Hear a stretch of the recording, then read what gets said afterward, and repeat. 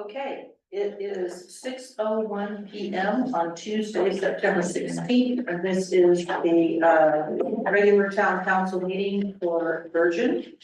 So I'm calling the meeting to order, and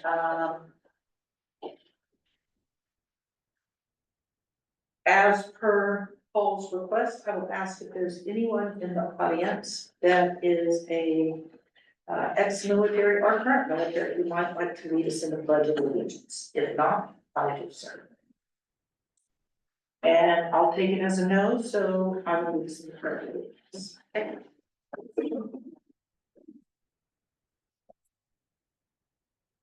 Pledge allegiance to the flag of the United States of America and to the republic which stands one nation.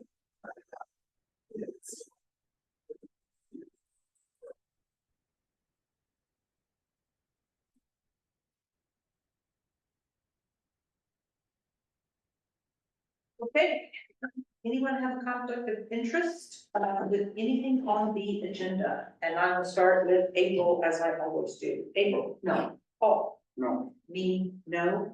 Missy? No. Valerie? No. Okay. All right, Crystal is going to kill me, but I have not looked at the minutes. The last time I went to go look at the minutes, I didn't find them, so, but that was last week. So, I have not looked since then.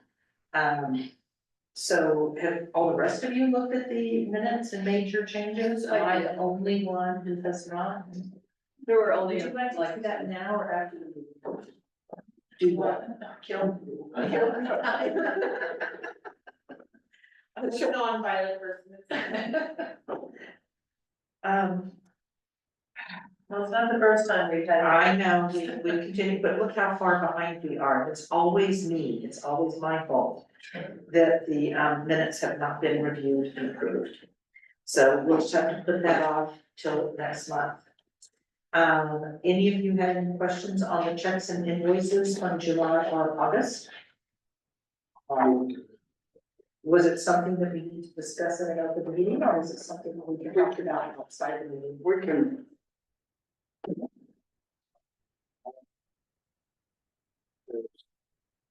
Three, maybe four items that were at 100%. Of the As budget? of the budget. Okay. And then we pretty much, it looks like we're equipment and repairs. I just want to know what, Okay. what we're working at. Okay. Yeah, I have a couple questions, and we'll it can wait, okay. What about you guys? Nope. Okay. So then, I'll be in the office all day tomorrow, packing up, I've already packed up the bulk of my office. I just have a few things to go through, so I'll be in the office tomorrow if, you guys want to come by and talk to me about whatever those questions are. I don't care. So we'll get on to the reports from Darlene, our planning commission chair, and you got here just in time. You barely walked in the door and we're ready for you. So I got your email. Did everybody have a chance to read the? Yes, are there any questions? Let me see. I think I did have a question. Oh, hold on a minute. We sent the two items on to you. And the others, we will be discussing tomorrow night.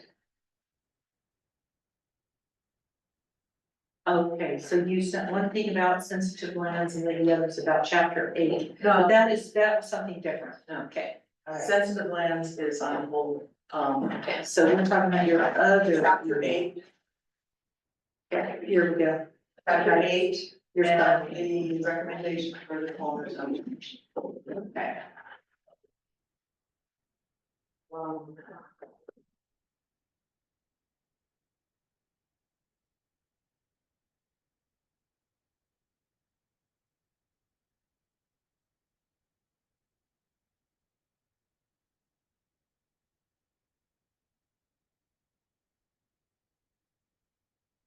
I wasn't sure about this comment about where we had asked you guys to look at the ordinance and, address what uses would be allowed or prohibited in open space after we approved We have the allowed uses and we have a list of open space. There was a hearing on those addendums. Mhm. And, the commission decided we're gonna discuss, things a long list of suggested prohibitive changes. So we wanted to get input from the public, discuss them, and then finalize that list and send it to you next week. And you wanted questions about BLM?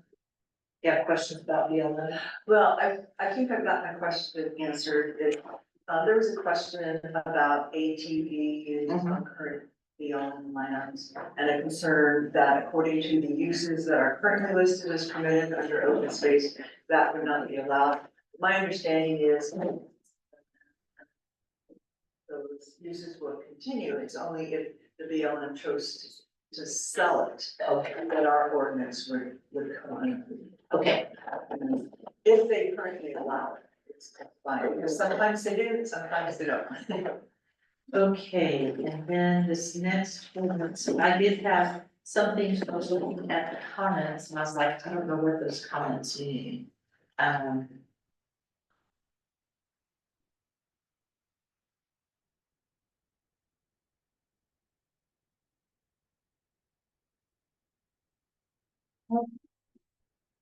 Okay, the other question I can ask you guys later, I won't ask you in a meeting. Is that the only follow-up questions? From anybody else? Nobody have any questions for planning commission? About what they're doing? Okay. I guess you're good. Thank you. Uh-huh. I'm have to, Darlene and Lee yesterday, and so they're catching me up to speed. Okay, Didn't get quite caught up to speed, but I've got a lot better understanding than where I was. okay. Jean,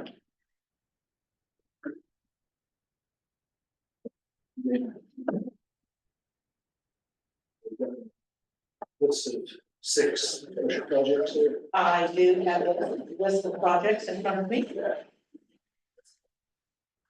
Everything's going forward pretty much at pace with the exception of, well, they're all going forward. The one that's probably the hot topic for us right now that we're working on Which one? is unfunded. Okay.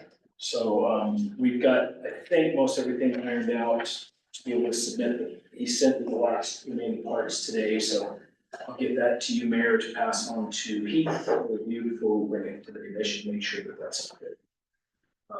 There was some questions about, his signage. I sent him away with, okay, what do you wanna do? And let's send it back so we can see if it's something that. What point? Unplugged signage. Oh, the sign, okay. Hold this up.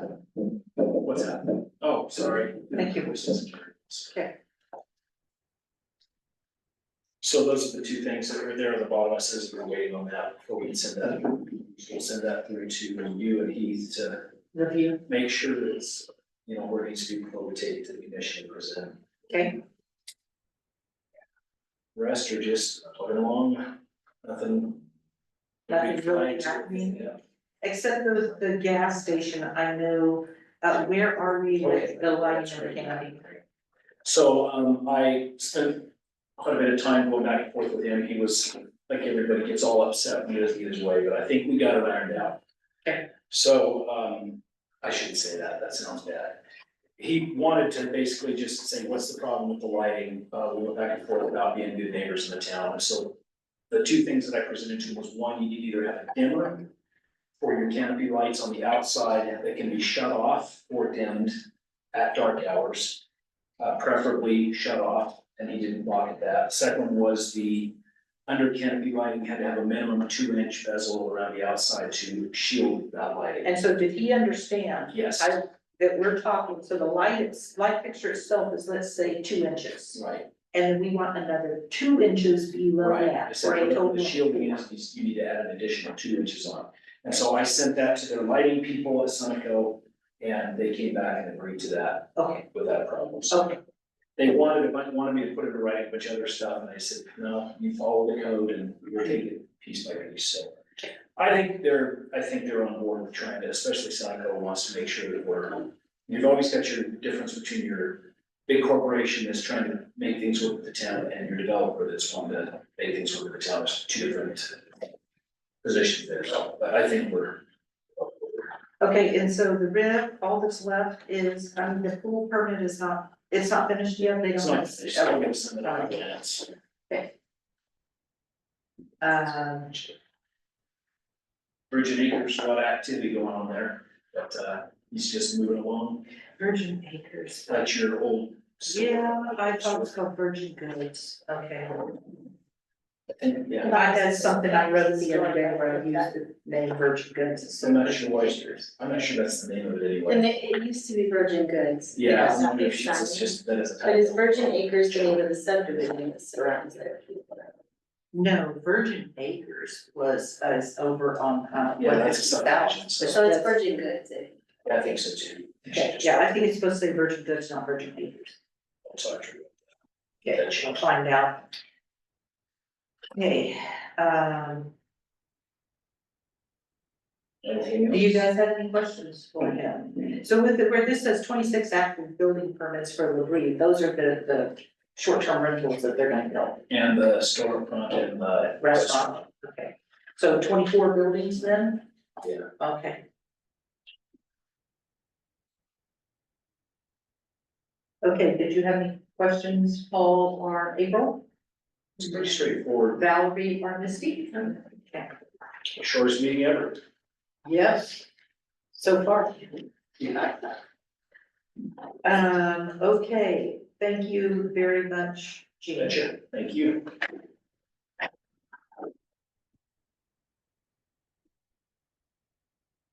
Okay, so next we will have open forum. And there are 2 minutes per speaker about anything that is not on the agenda, anything you want to talk to us about or bring to our attention. Anyone? No? Okay. Council comments then. Any comments by members of the town council? No. Yes. You're surprised, not tonight. I'm surprised, okay. Look at that, everybody is like, I would wow. like to see if we could bring in a sheriff presence on Sheep Bridge Road to slow down the traffic. Possibly more on weekends, early mornings and evenings. Because people are driving very fast on that road. So maybe if we brought the sheriff in to give out a few tickets, it might get people slowed down. They have a 25-mile-an-hour speed sign, but it does matter. Maybe we can hold that speed gun sign and put it on Sheep Ridge Road. We could do that. That would help. And I did see a sheriff, giving a ticket this morning. No, on this on not, Yeah. so. I haven't seen them out there. Leslie, you came anyway. I texted you to say we could do it next week, next month, but if you want to dock today. that's fine. I'll have to put it in. Okay.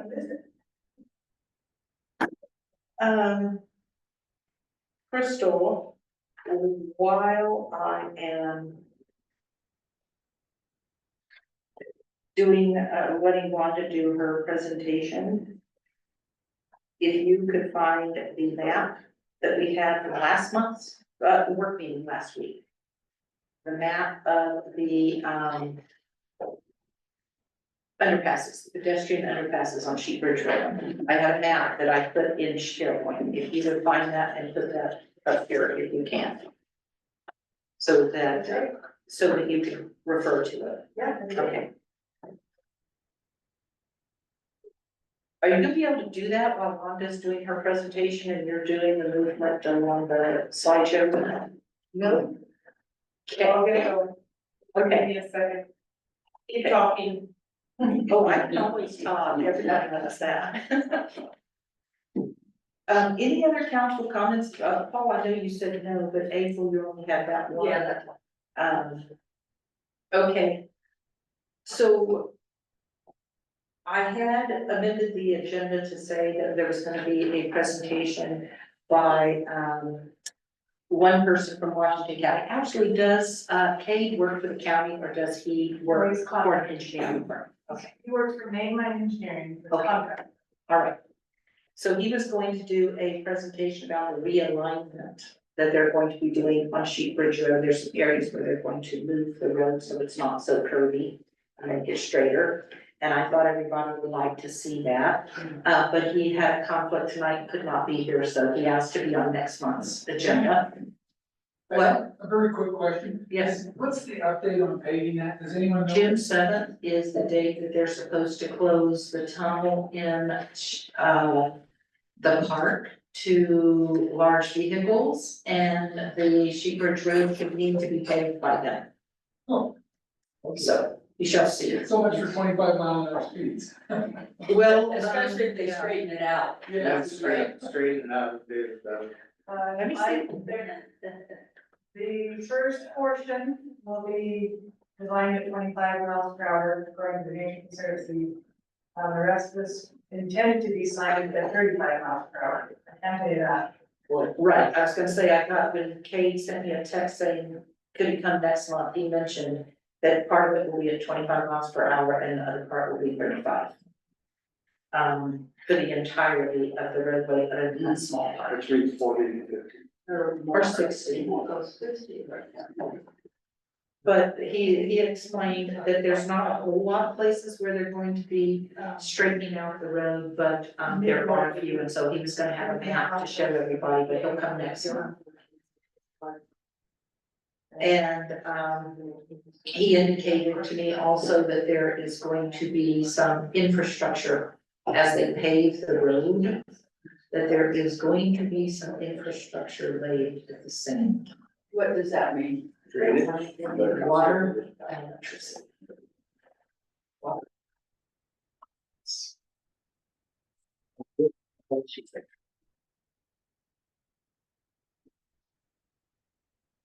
And, the Water Conservancy District has a plan for a very, very big water tank right beside, Hurricane Mesa in the city limits of Rover. And I'm assuming that the water would be coming from there, assuming there's any water to even put in the water tank. So, So most of that land adjacent to Sheep Bridge Road is BLM. There's only a few. there, Sections. we'll see. We'll see what happens, but I'm just letting you guys know that that I think is what's gonna happen at the same time as they. Cause you put sewer in it. Well, talk to Ash Creek.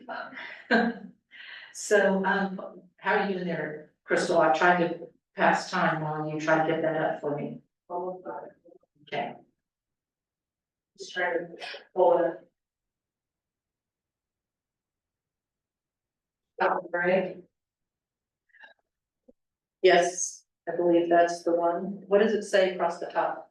Sheep Bridge Road underpasses it. Yes.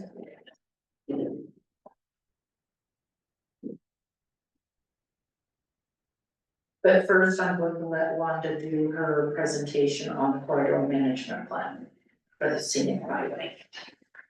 So Wanda, if you would like to come up, and Crystal will, our technology here is old. And when we have our new town hall, which we hope to win by January, we're gonna have the latest and greatest in audio visual software. So unfortunately, you're gonna have to ask Crystal to move along. There's no way for you to move things along. That is not a problem, not a problem. Okay, Thank you for inviting me here to talk about coordination plan update. My name is Wanda Maloney. I am a city byway consultant. And I began working on this plan in collaboration with Zion Regional Collaborative about a year ago. I am partnered with Avenue Consultants out of St. George, and they do this also in a lot of the technical aspects of the management plan. So next slide, please. And then probably the next one, yep, cover that one today. So by way of a little bit of background on byways, for those of you who might be less familiar, a byway is essentially a road that has a official designation as a scenic road or corridor or byway because it possesses certain types of resources. Generally, the criteria is based around cultural, historic, archaeological, recreational, natural, and scenic qualities. So that's a very broad definition that is used by most states and also the National Scenic Byways Program. Next, please. Again, for some context, the state of Utah has designated 27 roads as state scenic byways, and some of those are also designated as national scenic byways. Next, please. The national scenic byways are selected by the U.S. Secretary of Transportation, Federal Highway Administration. There are actually two levels of designation: National Scenic Byway and All American Road. All American Road is considered the top level of recognition for roads in the country, and there are about 184 currently. So kind of the history of the design scenic byway. So the entirety of SR9 was designated as a Utah scenic byway in 1990. In 2011, there was a corridor management plan prepared for a portion of the corridor, not the entire section of SR9 from I-15 to US 89. And then in 2015, there was also an interpretive plan developed. In 2021, another segment of the road was designated as a national scenic byway, which brings us where we are today, which is a road that has all of the road has state designation, part of it has national designation. And now there has been expressed desire among the stakeholders to upgrade the designation for the entire route to All American Road status. And that's one of the goals of this plan. Next, please. So the plan itself, what is the purpose? Why did we create this plan? Well, first of all, it's to guide the management and enhancement of the byway over the next 5 to 10 years-ish. We've worked closely with all of the stakeholders and communities along the route in the past 9-10 months or so to establish some shared goals and priorities that support a high quality visitor experience within the corridor that also reflects each of the individual communities' priorities and goals as well. It focuses on managing existing tourism versus bringing in additional tourists from outside the route. So those folks who are already here, there's some strategies on how to disperse them from places that maybe have over visitation currently, and then direct them more to communities and attractions and businesses that desire additional tourism. Lastly, it does provide the framework and it meets the criteria to ultimately, when there is an opportunity, to apply for All American Road status for the entirety of the route. Again, I-15 to US 89. Next slide, please. Oh, I skipped an important thing on the last slide, which is that the plan it's voluntary. It's non-regulatory. It doesn't impose anything. It doesn't require any of the stakeholders signed on to it to do anything. It's again, an opportunity for folks to work collectively to come up and with a shared vision, which we've done, and to implement those on a voluntary basis. Next slide, please. So to go quickly through the chapters so that most of you, I hope, have had a chance to review it, but the introduction essentially just defines the purpose and the vision for the corridor. Next, please. Chapter 2, again, is based on the resources within the corridor. So in other words, this chapter establishes why is this place significant? Why is this road special? What types of resources are found within the corridor that tell a story? So again, we work with each of the communities to identify what those resources are that would establish the significance of the road itself. And then chapter 3, thank you. Chapter 3 is focused on the corridor from the visitor's perspective. What happens when people visit? What would enhance that experience? What are some ways that we can communicate with travelers to do, again, what I described earlier, as far as dispersing them throughout the corridor versus having everyone come here with the intention of going to the park. And next slide, please. And within that chapter, There's some examples of some visitor-focused enhancements that will help create a seamless experience of the entire corridor. In other words, there will be information available, consistent branding and signage that will let people know, oh, I'm in a place that I can find information about the experiences wherever I am on SR9. I know when I recognize these symbols and this brand, that's gonna provide me with high quality information about what there is to do within these communities. Next slide, please. We also look at managing the existing tourism. Essentially, most of the travelers here can be sort of defined as national parks travelers. There are folks who are coming here to visit Zion. However, there are overlapping traveler profiles within that national parks traveler. So we looked at who some of those profiles were and why communities might want to target some of those specific profiles. And depending on what resources are, and again, what type of traveler you want to attract to your own community. Next slide, please. Chapter 4 is sort of the technical chapter. It talks about the roadway itself, traffic counts, crash test data, looks at future projects that may impact the corridor itself, and basically establishes that the safety of the corridor for one, but then everything related to the roadway itself is within chapter 4. Chapter 5 is about stewardship, how the plan will be implemented, who will be involved, and how ongoing engagement from stakeholder communities will occur in the future. And then finally, chapter 6 is the action plan. And it basically breaks down the strategies and the actions, in very similar to the chapters. The intrinsic qualities, those are that's a jargon word. Resources, how will resources be protected? How will marketing occur?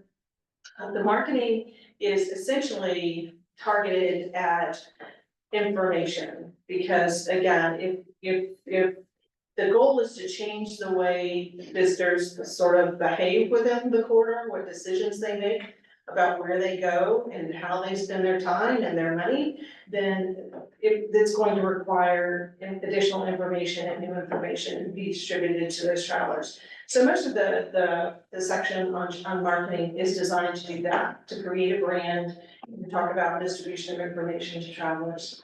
And then there are also sections related to the implementation and stewardship as well.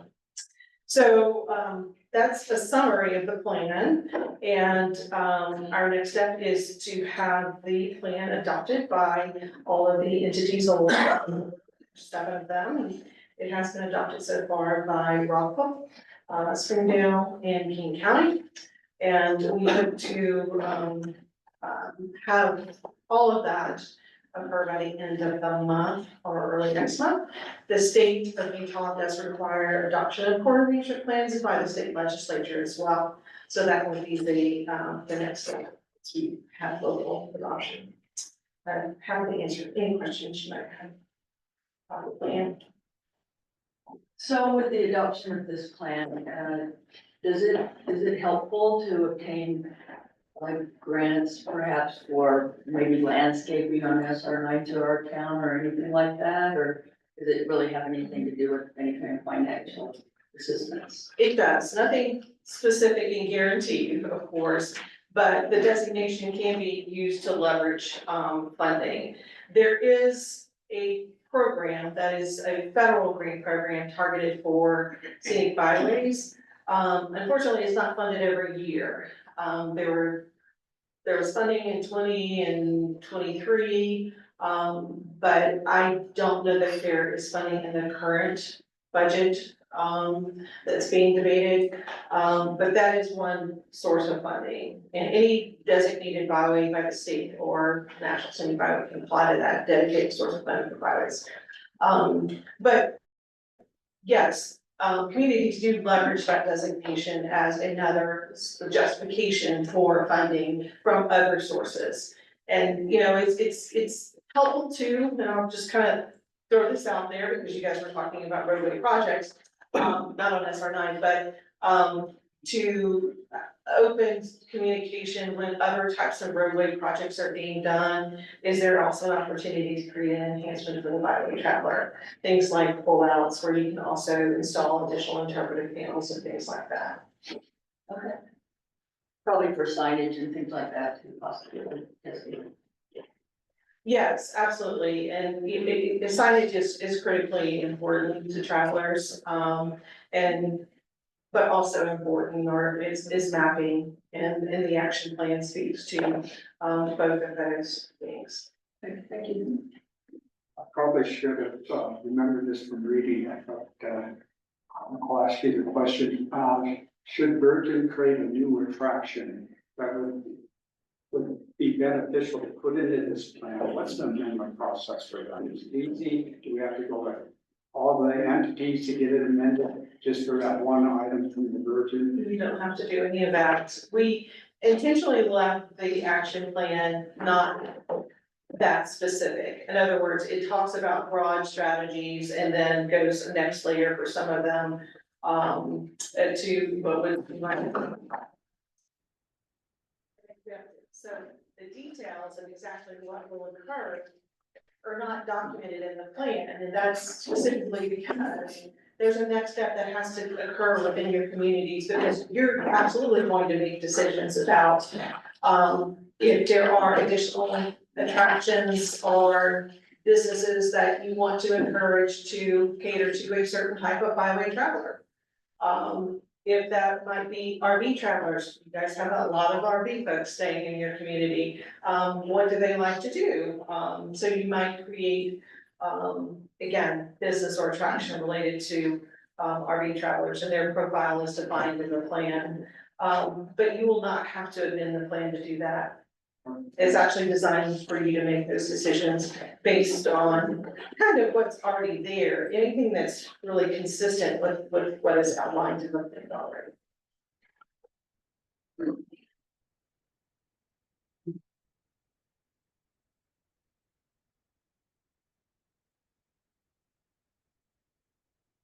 I have to make a note. Any questions from Val or? No. Mary, any questions? No, I just thought of something, I've got to write it down. All right, thank you. So I know you went to Washington County right for this, right? Yes, The county commissioners. I did. And then you haven't hit Kirkland yet, right? No, their meeting for this week was postponed until the end of the month. Oh, okay. I thought you were gonna be able to get everybody while you were here this trip. That was the original plan, except for Springdale and Rockville met last week. We could not find 1 week where all 7 And what about Laverton? tomorrow night. Okay, so the only place you're not going to get is Kirkland. You're gonna get everybody else of the 7 communities, the 7 entities that are along this. Have we got anybody else? By the end of the month, Okay, yes, okay, that's the plan. Mhm. okay. And then I have something for you before you walk away. Okay.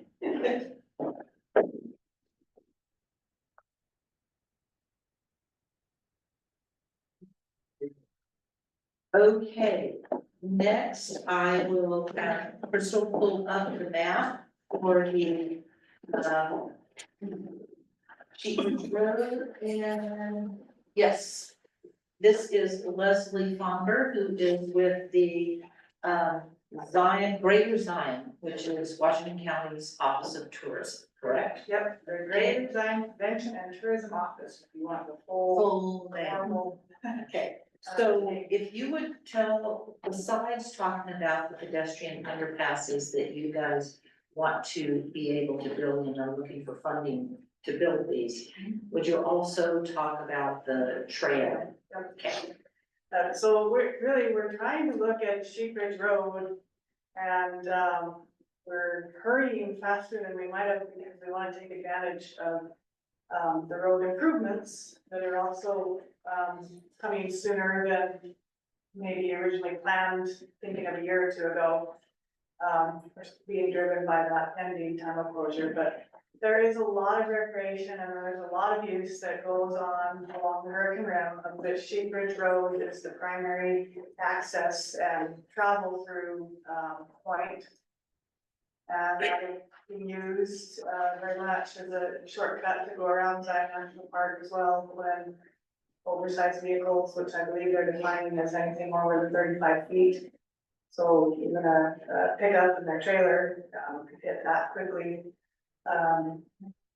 Will have the option to use Sheep Ridge Road, and so we feel that traffic will increase on it, the needs will increase on it, so we don't want that to, negatively, possibly impact the current recreational use. We'd like to use that as an opportunity to improve that recreational use, and the sustainability of that, and the experience of that.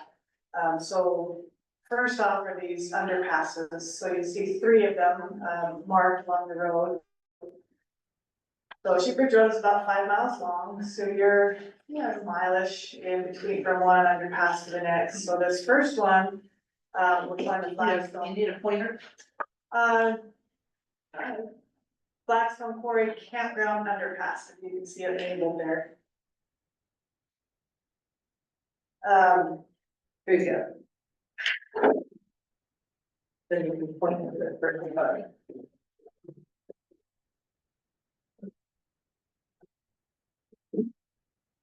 But this one, right there. That's right. That is very good. So it goes in your, from here with Sheep Ridge Road, that it should, most yards. That's right at about the point where there's a flagstone quarry that's still on BLM, just before you enter, this private property here. Where's the private property? Oh, This it's right north square here. Okay. This private property. So that one, we're proposing to try and be, forward thinking. Because the BLM is in process of an EA right now. It's gonna be coming out for, it has a scoping period, it'll have another public comment period, here this fall, where their proposed action is some changes in the camping, includes changes in the camping along Sheep Ridge. And so one of those pieces of that is that they're proposing a developed campground, right in here in this old quarry area. That's in the county? That's in, no, that's in Virgin. This is the And who's Virgin, proposing, who is the proposing? BLM, Oh, the BLM. The BLM. Okay, on BLM. okay.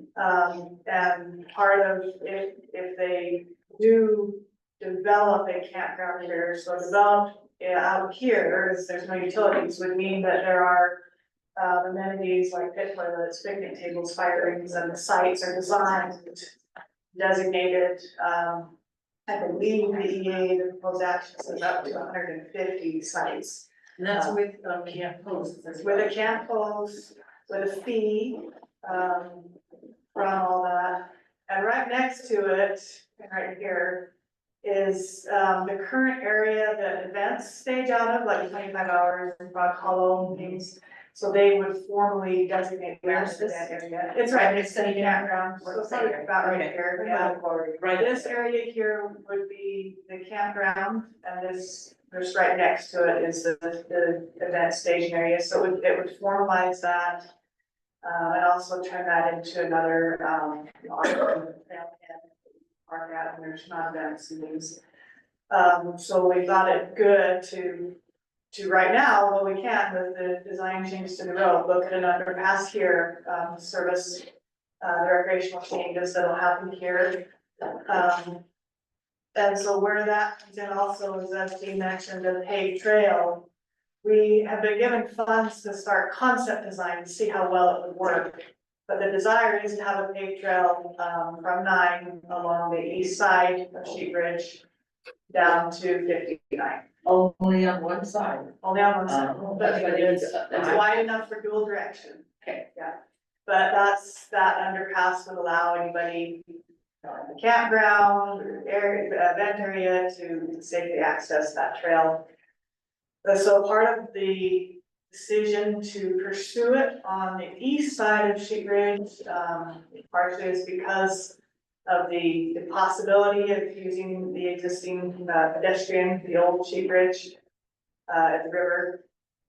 We'll be analyzing whether that can handle that and how that works. I'm not saying that that's what we'll do, but we're looking at that as a possibility, so. So the county owns that? The county owns, well, the county has the right of way that includes that. Pedestrian That bridge. answers the question. So it's easier to stay on one side of the road than to go back and forth. It's also the side of the road that Sheep Ridge Trailhead is on. And also puts us in good connection with SR 59 and future desires to continue a trail along 59 and out and connect Hilldale and Apple Valley, keep going that way. So that's why right now this underpass may not seem to make sense based on what's there at the moment. We're trying to plan for what is likely coming. The next two are more self-explanatory, so this one's at the current Sheep Ridge trailhead, which the trailhead's on the east side of the road, and the trail continues on the west side of the road. And this one down here at the bottom is at the current trail crossing of the Gem Trail. You can see it crosses here, there's two little yellow signs that say trail crossing right there, and usually there's a couple cars parked right there. Between Sheep Ridge Trailhead and the Gem Trailhead, which is just off screen down here. Yeah, right there, sorry. So Gem Trailhead, which you get onto this network of trails, and Gem Trail, you come cross the road, come here, a lot of people cross back at Sheep Ridge Trailhead, or start at Sheep Ridge Trailhead, cross the road, and then they get down into the stuff that's curving and trail and things. Between the two trailheads, Sheep Ridge Trailhead and Gem Trailhead, the BLM has counters there. Just in 9 months of 2024, not even a full 12 months, there were 86,000 plus counts. And that's more than all 12 months of 2023. 2023 was more than all 12 months of 2023. And this is the crossings for the Gem Trail? These are the counts at the Gem Trailhead and the Sheep Ridge Trailhead. You combine the counts at these two trailheads, which are getting onto this trail system that crosses Sheep Ridge Road in these two spots. Over 86,000. They also have counters on either end of Sheep Ridge Road. And between those two counters, they counted over 305,000 on the road. How much? Over 305,000. So that's not exactly like a UDOT traffic count or anything, but it's a good number, right?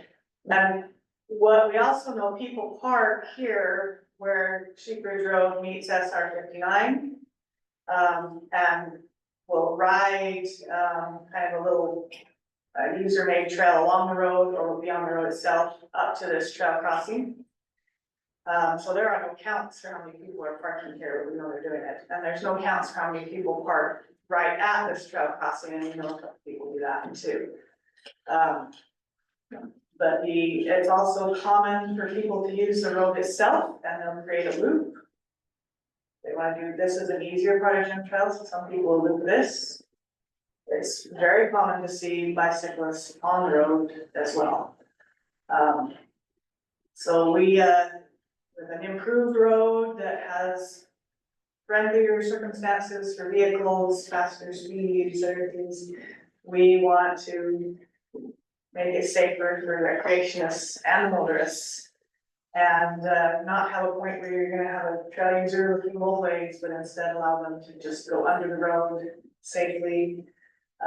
Continue on their experience, and then in the future, we can manage that paved trail, that gives them back new options and things that are also not on the road.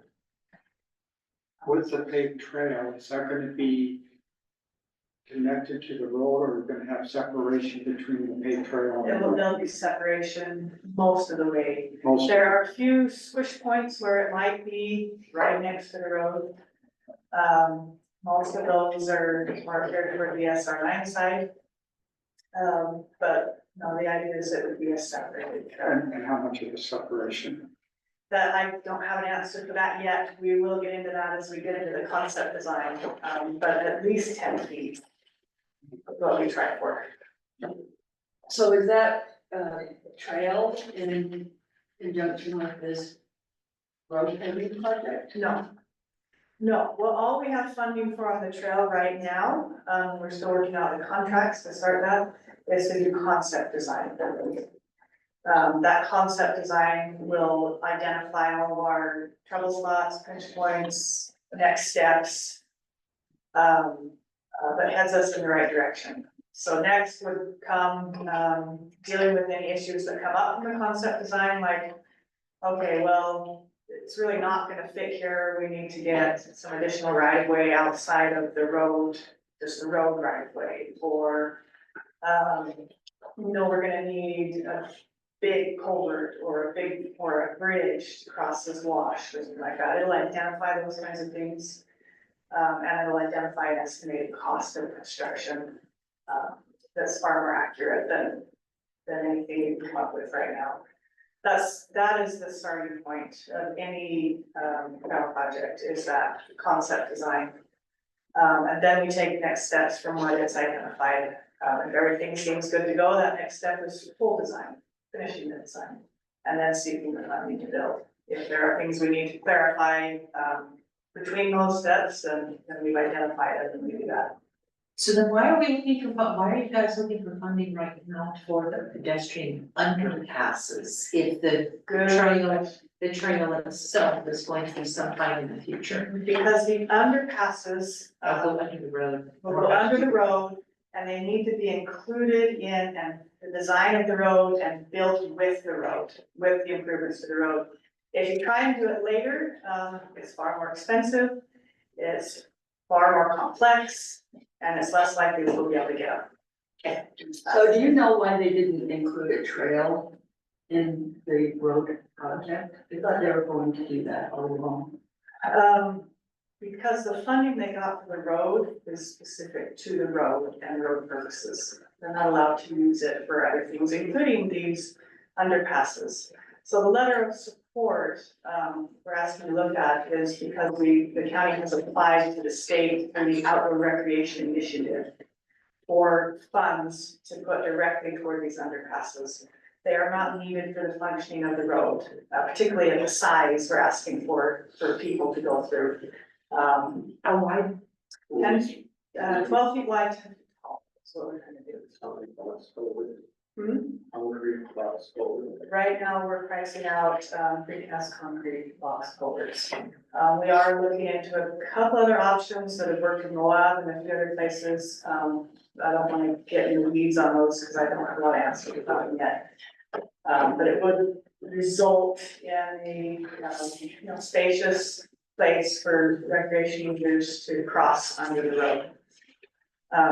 It's highly improbable, unlikely that we would be able to come back after the road is improved and done and try and do these later. So yes, the trail will be at a future time, will not come in with these underpasses, but if we don't pursue the underpasses now, we probably won't get them. Anybody else have any questions? Any members of the public have a question? Okay, Jared. The question for you, I represent the property who's working with Sid on that blue piece in that corner there, up there next to the private property. You know, what's the plans for the road through there? You're not talking about that, but in the top. All I can say, because you need Kate for this, the road right here, right? Yeah. Yeah, Right there. this is what Kate would have talked about in more detail, the biggest realignment of the road, trying to straighten out curves and things. All I can say is I know what's in here. It is better. Yeah. You were talking about, I'm sorry, where did you show? Just here through the private. I was gonna say, his text message showed that the main place that they want to do straighten the road is through that private Yeah, it's property. through the private. So I don't know all the details on that, but I do know what's in here. So I should okay with it. Yeah. Okay, who else had their hand up? Skip? Skip Boyd's home. How sure are you of getting the passes? If we get funding from the state, they'll happen for sure. Do you have a plan? Petitioning the county for more tourism funding for it, but But it's good, that happened now. so you're not 100%. I'm not 100% sure, I don't. That's why what this is they're asking us to issue a letter of support to the state for the funding. And so I figured, since it's coming right through Virgin, that we should support them if everybody thinks we should. And the county will still be providing, some funds for it, anywhere from $300,000 to $500,000 to match. We wouldn't be matching 1-1 rather than that. We're asking for it more.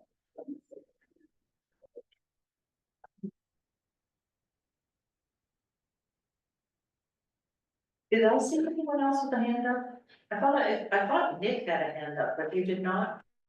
All of my imagination, okay. If there's no one else, then thank you, Leslie, and you are free to, just bring it back my pointer, and you are free It's a good to. one. I know, it's cool. Thank you. Thank you.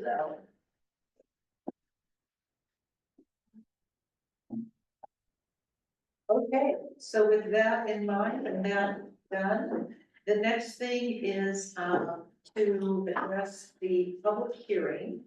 That we have a public hearing, well, we're really taking public input. If anyone has any input on the proposed fire station. It's not a done deal, but it is something that we think, there's been a proposal for a fire station in Virgin for a long time. And there was the property on the highway that was given to the town a long time ago for a fire station. But it's an acre of land, and the fire department just said that is just not big enough. And they needed more land. So when we came up with the idea of swapping the land in the middle of town for that property out there by Casey Shiver's house. With the owner of that property is 2.8 acres, so it gives us more land and a place to actually have a fire station, because it would be big enough. Not all of the land would be the fire station, but part of it. And so anyway, we wanted, before proceeding any further with the fire district about this, we wanted to take any public input. That the public might have any thoughts about the fire station over there on that piece of property. So I will take a motion to open the public hearing. Motion to open the public hearing and close the regular meeting. Second. All in favor? Yes. Okay. Oh, wait, do I have? No, okay, I'm thinking of something else. Mark, you may come up and ask a question, and over here we have Nick Wright, who is the deputy chief. And he is here to answer any questions that members of the public have, but you're gonna have to come up to the microphone. I can't move. Oh, I know that's not true. Mine's I totally support the fire station, I'm more curious than anything, on 2.8 acres, is that gonna be limited to the fire station, or would they, oh, good, okay, so the town can still use that land for other purposes if necessary? Yes, Paul and I met with the fire chief about a month ago. And the expectation we got from him is they'll use the front part of the property that is close to the highway, and then the back, at least an acre to an acre and a half will be for the town to do whatever we want to do. So it's like a good trade, okay, just curious, thanks. Yeah. Darlene? Sorry, my question is, do you have any, dreams or concept of how large the station will be? No, but Nick, you could probably answer that. So we're in the process of getting architectural bidding done. And so we're planning on doing an admin station and then making a concept for residential type station. So it would be a residential station And it'll be approximately 6,000 square feet, something like that, or maybe a little bit more. I've heard a lot of stories. Okay.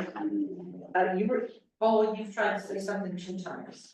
No, I was just gonna do the same thing you did, is have Nick come up. Answer the Yeah, question. and I think what we were looking at is about 1.4 for the fire station Yes. tentatively, but we have. And one of the things that the fire chief had said would be there is a EMS unit. So we have that too, not just a fire station. I know, as our town population ages, the EMS.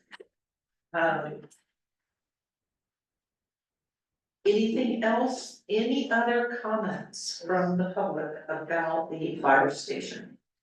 If there are none, then, we actually, the next part of this, public hearing is an ordinance, yes? Thank you, Nick. Yes, you do not have to wait around, you are free to go if you are really wanting to take off after this, but if you wanna hang out and listen, feel free to listen to. The next thing that's part of this public hearing is I had proposed, this came from me, I proposed an ordinance to, reduce the compensation that was paid to the mayor since we are going to be having a town manager. And I was gonna cut the pay in half. And from $1,200 a month to $600 a month. I will have less work to do, thank goodness, with the new town manager, because I'm just. My brain, as I told Paul the other day, I think my brain's at a wall with what it can absorb anymore. You have a few months to go. I still have, yes, and so anyway, one of the things that you guys had said when we talked about this at the work meeting was whether or not, this was too soon, if this was premature, so we'll talk about that when we get into the, well, into the section where we're gonna vote. So is there any comment from the public about this? Well, he's got in, Darwin. I just wanted to commend the council for the transparency and the willingness to spend our funds wisely and just for this. Sorry. Mark? Well, can I be opposed to this? Because I don't know funding wise where we stand, I haven't followed that closely, but I suspect that's a lot of work, and that's not a lot of yes, I started a roll, and that's not a lot of compensation, even at 1,200. I probably, at 1,200, I'd probably get a nickel or a penny. I know, and I just think, for the mayor, that is not a lot to compensate, and I would say, as a member of the public, I would be opposed to it. I think it's really nice of you to do that, but if we can afford it, I would be totally in favor of leaving it where it's at, which is still not really great by any means, okay? All right, thank you, Mark, I appreciate that. Anybody else have any thoughts about second cutting my pay now? Who said that? Who said that? Kent. I'll second. You'll second Kent Mark's statement. Thank you, Kent. Okay, if there's no more comments on the, reduction in pay for the mayor, then we can close the public hearing. I move that we close the public hearing and reading the public meeting. Okay, second. All in favor? Aye. Yes.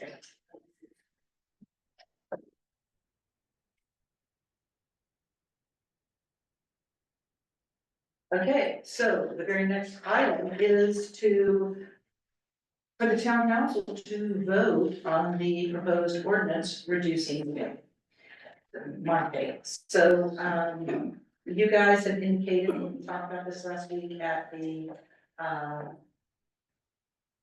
work meeting, that you thought this maybe was premature because I might be working just as hard when the new town manager starts, so it's not gonna be just a straight handover right off the bat. I think, At least for a couple of I think months. December, because we've already, let's go with December, let's see what happens then.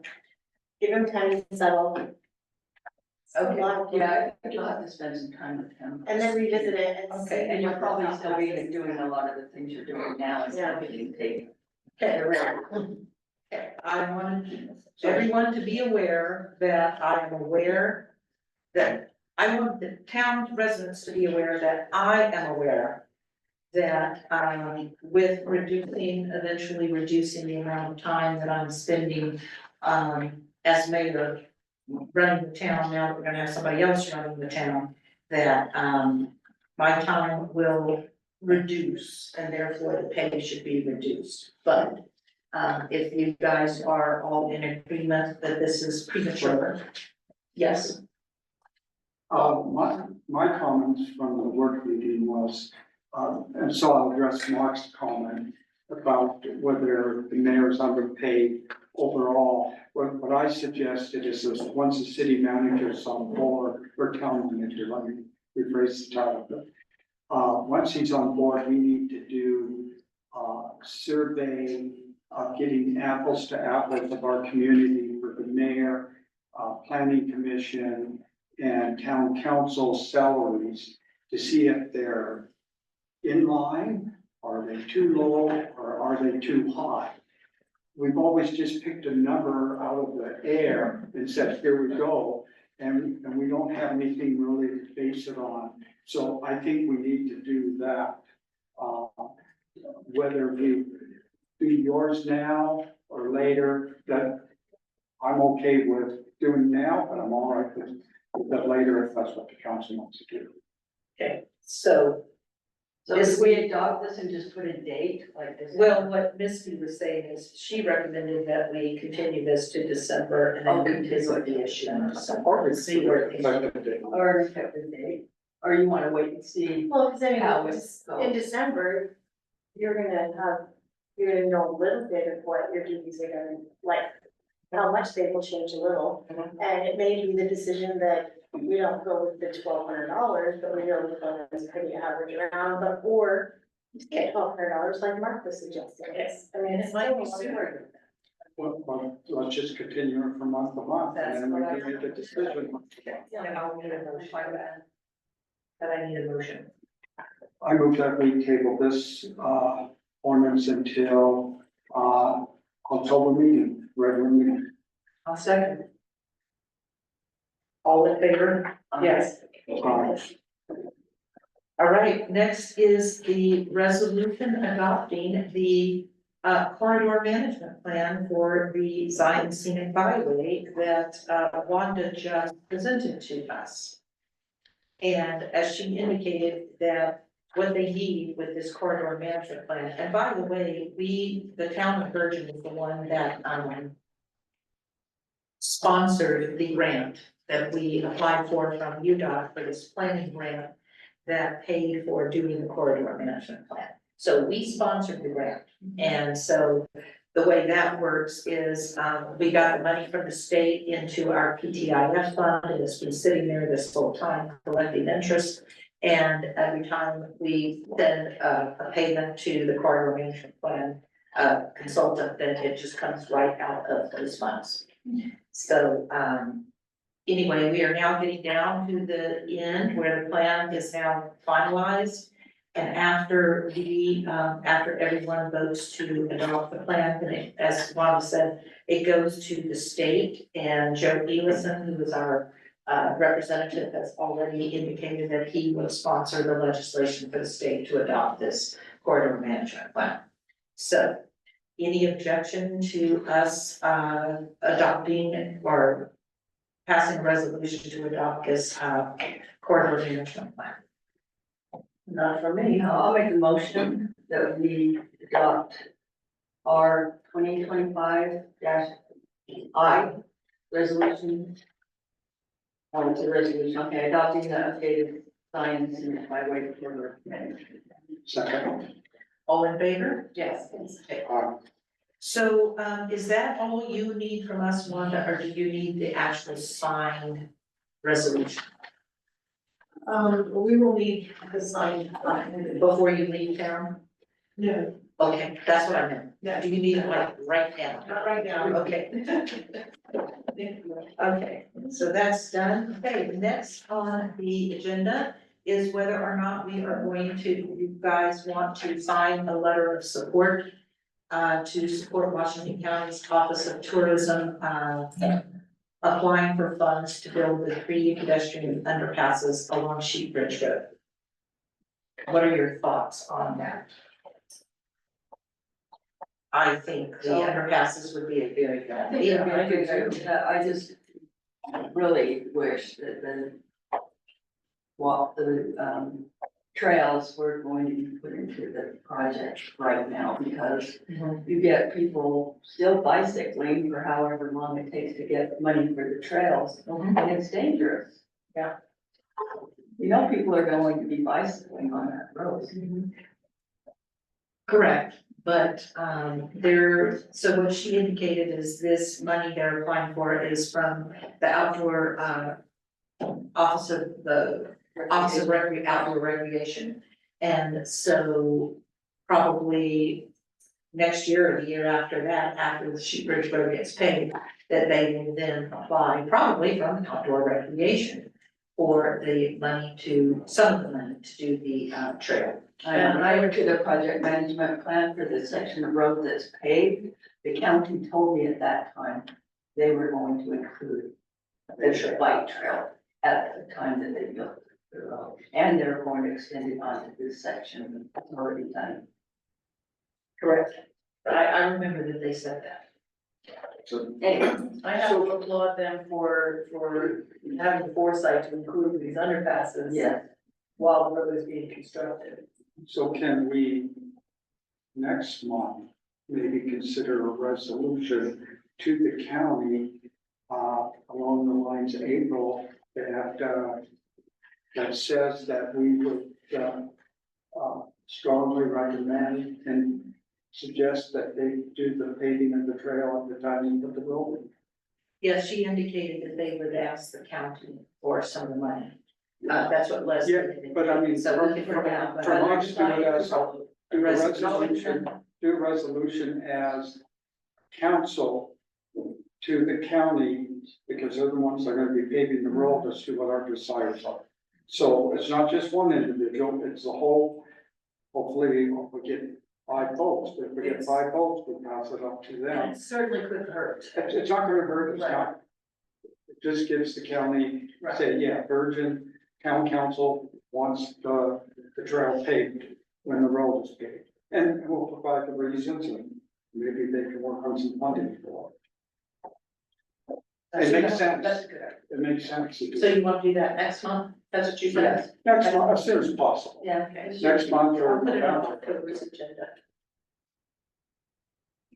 but I support them trying to get funding, or a letter, I support signing a letter Of support of support, funding for this. So everybody in favor of me signing the letter of support? Okay. Yeah, I move that, we approve the mayor to sign the letter of support for the Burger sign in, intent to apply for funds to build 3 pedestrian and underpasses along the Sheep Ridge Road. I'll second it. A tie. Okay. All in favor? Aye. Okay.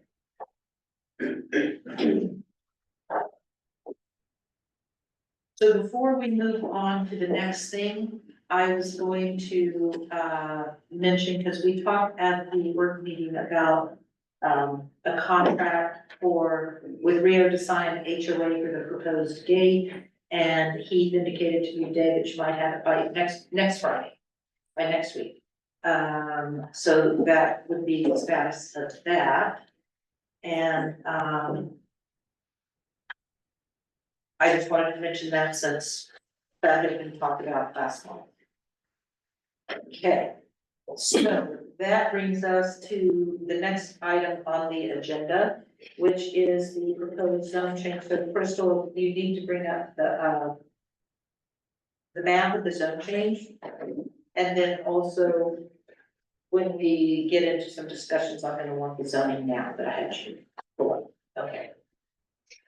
Okay, so here we have an ordinance, proposing to rezone the parcel that is shown here in yellow that is currently, actually what's currently rural residential is the parcel that is outlined in yellow and the parcel right below it that is 222. So both of those were one parcel. And they have, I use the word partition, but I guess it's a divisional land waiver technically. To pull off this section, and they have asked for that section along the highway to be rezoned commercial. And it's been at planning commission twice, and then, we talked about it a little bit at our work meeting last week, and now here it is up for a vote from us, so discussion. So planning and zoning, voted not to allow this. Well, what planning and zoning actually did is at the meeting in, July, they had voted to approve the zone change with the assumption that they would be limited to a depth of 400 feet with commercial. Because of the new ordinance. The ordinance that got passed. And so with that in mind, they voted to approve. Going back, when it came to us, we sent it back because we wanted to be sure that the owners understood that we were proposing a limit of 400 feet on the commercial. We want to make sure everybody understood that. And if it was not going to be a limit to 400, but instead everything that was on this map, that we wanted that addressed. And so we sent it back, and so they have a second public hearing. And then at that public hearing, based on if they actually did get the full depth of what's on this map here that's shown as commercial, then they voted no. So we've got a yes if it's 400 and a no going at this. That's where we are. Yeah, the planning commission chair made council aware last month that all of the public input that was given and the understanding of the planning commissioners in making their initial recommendation was that our ordinance that we had passed earlier this year, limiting commercial structures and uses to the first 400 feet off of the highway, likely is not applicable to this one because the zone change application had been applied for in summertime of last year. And so they're entitled to the uses that were allowed at the time of application. With that in mind, the planning commission chair asked whether or not we thought that was significant enough change that they hold another public hearing on it, and I indicated that if the council felt that they could do that, and that's what you did. You sent it back to planning commission, and they, with this understanding and hopefully the public understanding that they made a recommendation not to approve it. Right, and that's where we are. Okay, however,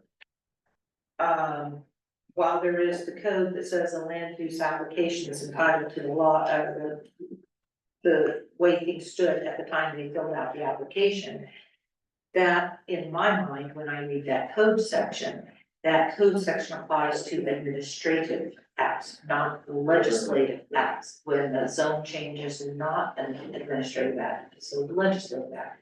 So I believe that code section does not apply.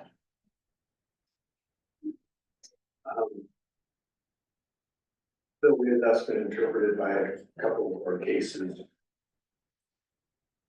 I would hope so, but that is not clear.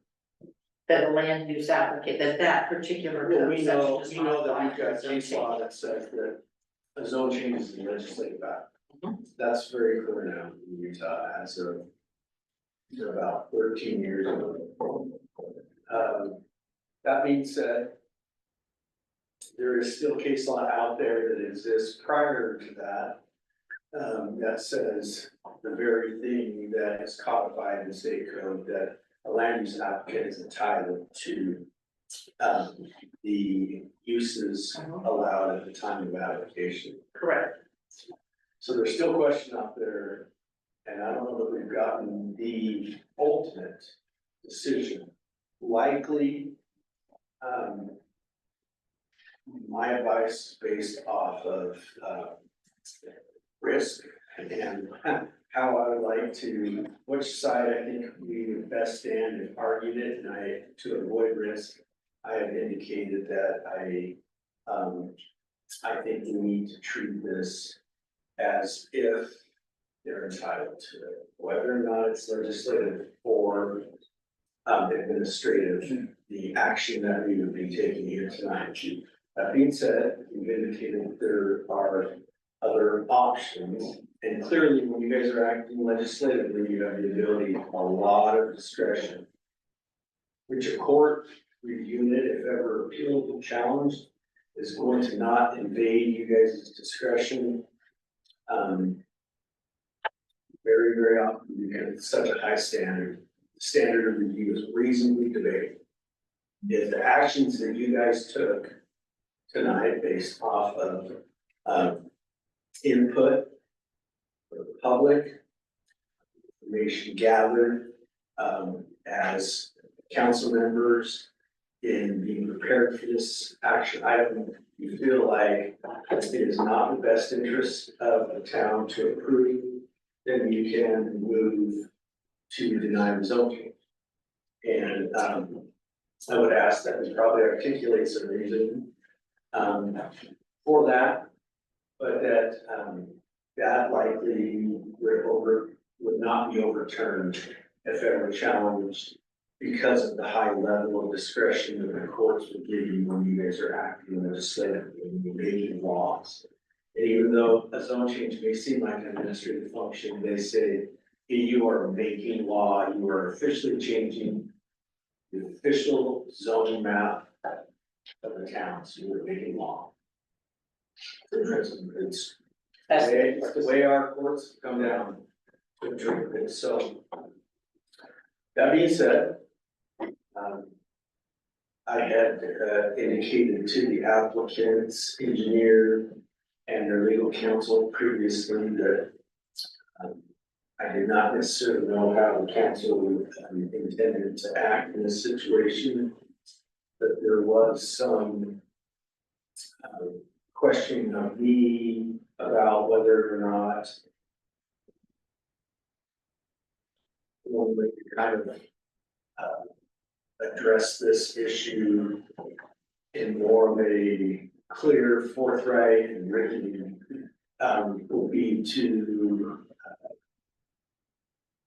a possible motion to approve the entire parcel being rezoned, subject to a development agreement that would have a restrictive covenant that said only commercial uses and structures will be built and conducted in the first 100 feet.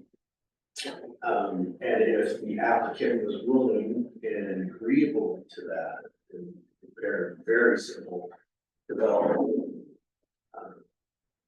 2 to 3 pages long tops, type thing that gets recorded against the property, and that is the restrictive covenant that restricts them from doing that. It doesn't restrict them from doing other uses, and I think that as I talked through with their legal counsel, maybe we would put into this development agreement, saying something that at a later date, as the property owner looked more closely at what other uses there are in our different zones, that they could come back to us. And we would be willing to look at a second development agreement as to the back half and what those uses would be. The back half of the. The back half of this the parcel, parcel. everything behind Yeah. it first floor. And I said, that seems like that could work to, by development agreement, the state code has changed such that the traditional way of rezoning property is what we're going through right now. But you can buy a development agreement now under, the code, you could rezone property by a development agreement. As long as that development agreement, it goes through the public hearing process and a recommendation from the planning commission, and then comes to you the same way a normal zone change would. But the nature of that, or the benefit of that, is that you can do some hybrid type zoning concepts. So there may be a use that's not listed as a permitted use in our commercial zone that they may want to do back there that is not commercial. But not. In the back part of the, That is not necessarily residential either, or maybe some sort of low density multi-family residential, if we have a zone like that adopted at some point in time to allow duplexes. So. That sticks in my comment. and that development agreement goes with the land, correct? It does. But because it's a recorded restrictive covenant, it runs with the land, it would apply to any subsequent owner of this parcel. So what was the response when you said you spoke with their attorney? Well, the response was that if, well, I can't speak, I'll let you have me this. Go ahead, Terry. My impression was it was a positive response, but Yeah, so And just so the town council knows, this is Jared Bates, who's an engineer with Rosenberg in Santa Clara. yeah, so, you know, we met with Keith because we wanted to try to figure this out in a way that would make the most sense for the town as well as the property owner. And so, you know, between Keith and myself and our attorney that represents the property owner, we thought this was quite the best way to handle it, meaning we wanted to be able to get the 400 feet now, we wanted to be able to move forward. So we didn't want to start over with that 1.5-year process. We didn't want to do that. So we felt like, let's get the 400 feet that everyone kind of agrees on, that it reflects the first vote that happened, you know, a month ago. And then having the ability to do the development agreement, you know, a second development agreement on the back half to really try to work with the properties that we evaluated, that makes the most sense. So we agreed with Keith, and we came together with that idea. it seems to me like they have much more of a developed, much more of a further along development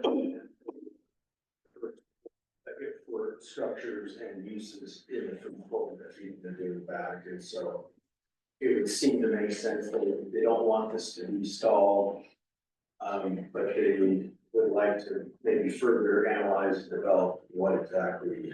Okay, I'm sorry, I got distracted by something that being taken on my computer. What again? I know that you want to be able to get the 400 feet now, but what about, what are we talking about? Two different development agreements or what? Well, yes, an initial development agreement that would be recorded against the property, talking about the first 400 feet, and that the town and the property owner agree that they will in good faith negotiate a second development agreement at a later date as to the uses on The back half, the the back part. so all of that, probably 2 paragraphs of real meat and potatoes in that development.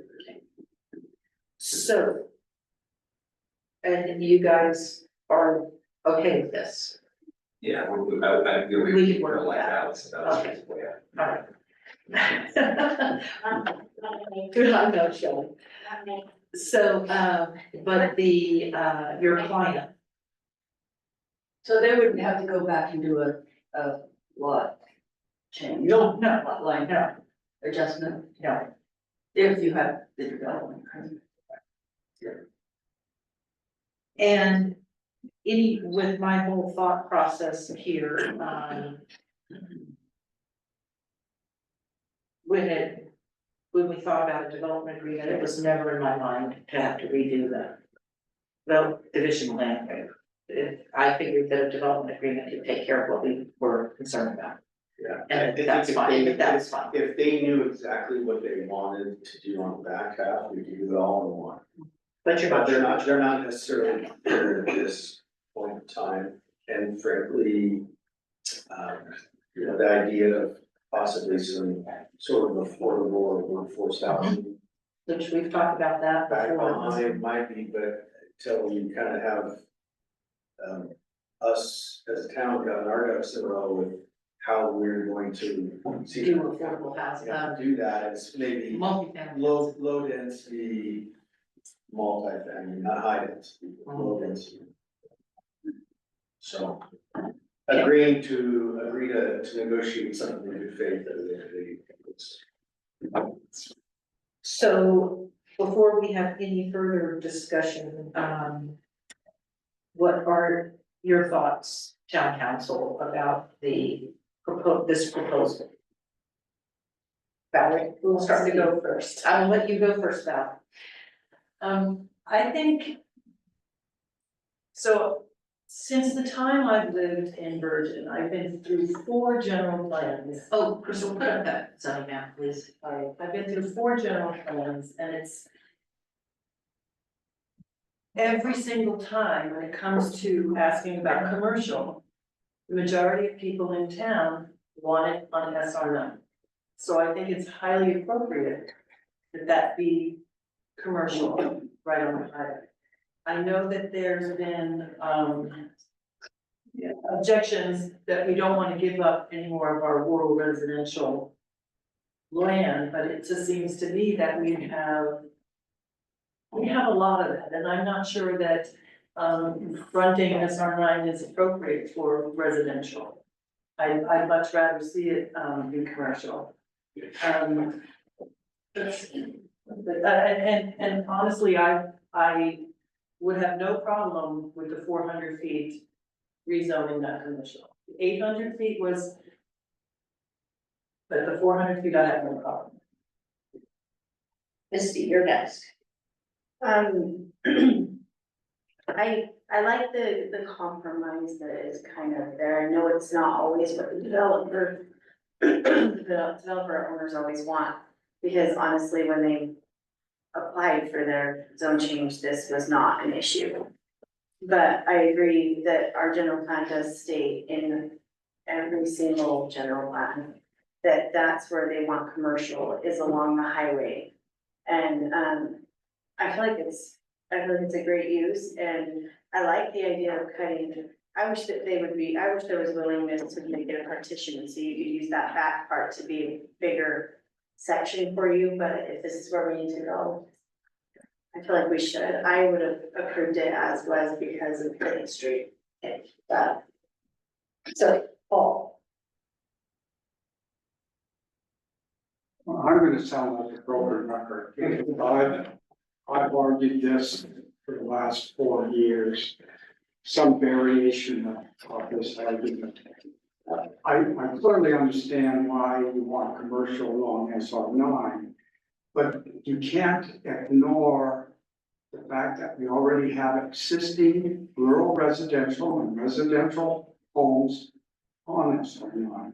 So you need to take those into consideration and provide protection and a transition to commercial. And I've been arguing for a neighborhood commercial or some type of transition zone that's in place, that when you abut a residential area, you don't have a full-blown commercial zone, but you have a transition zone.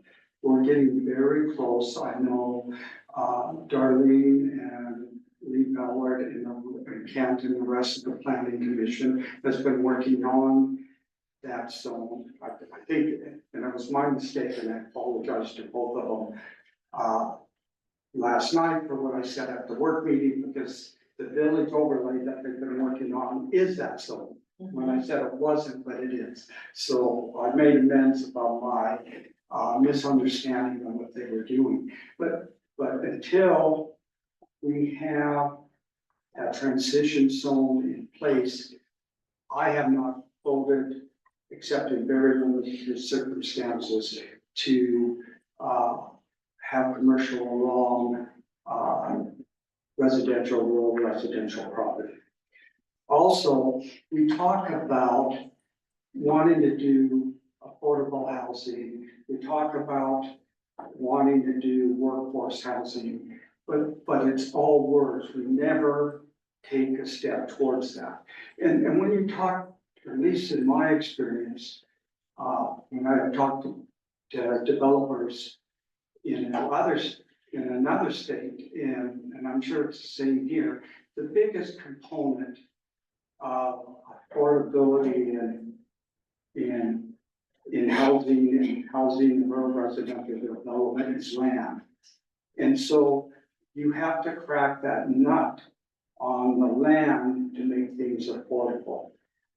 And so I find it really hard to do workforce housing unless somehow you got a trust or something there to support that workforce housing and support that big cost of the land, then make that housing affordable with lower density.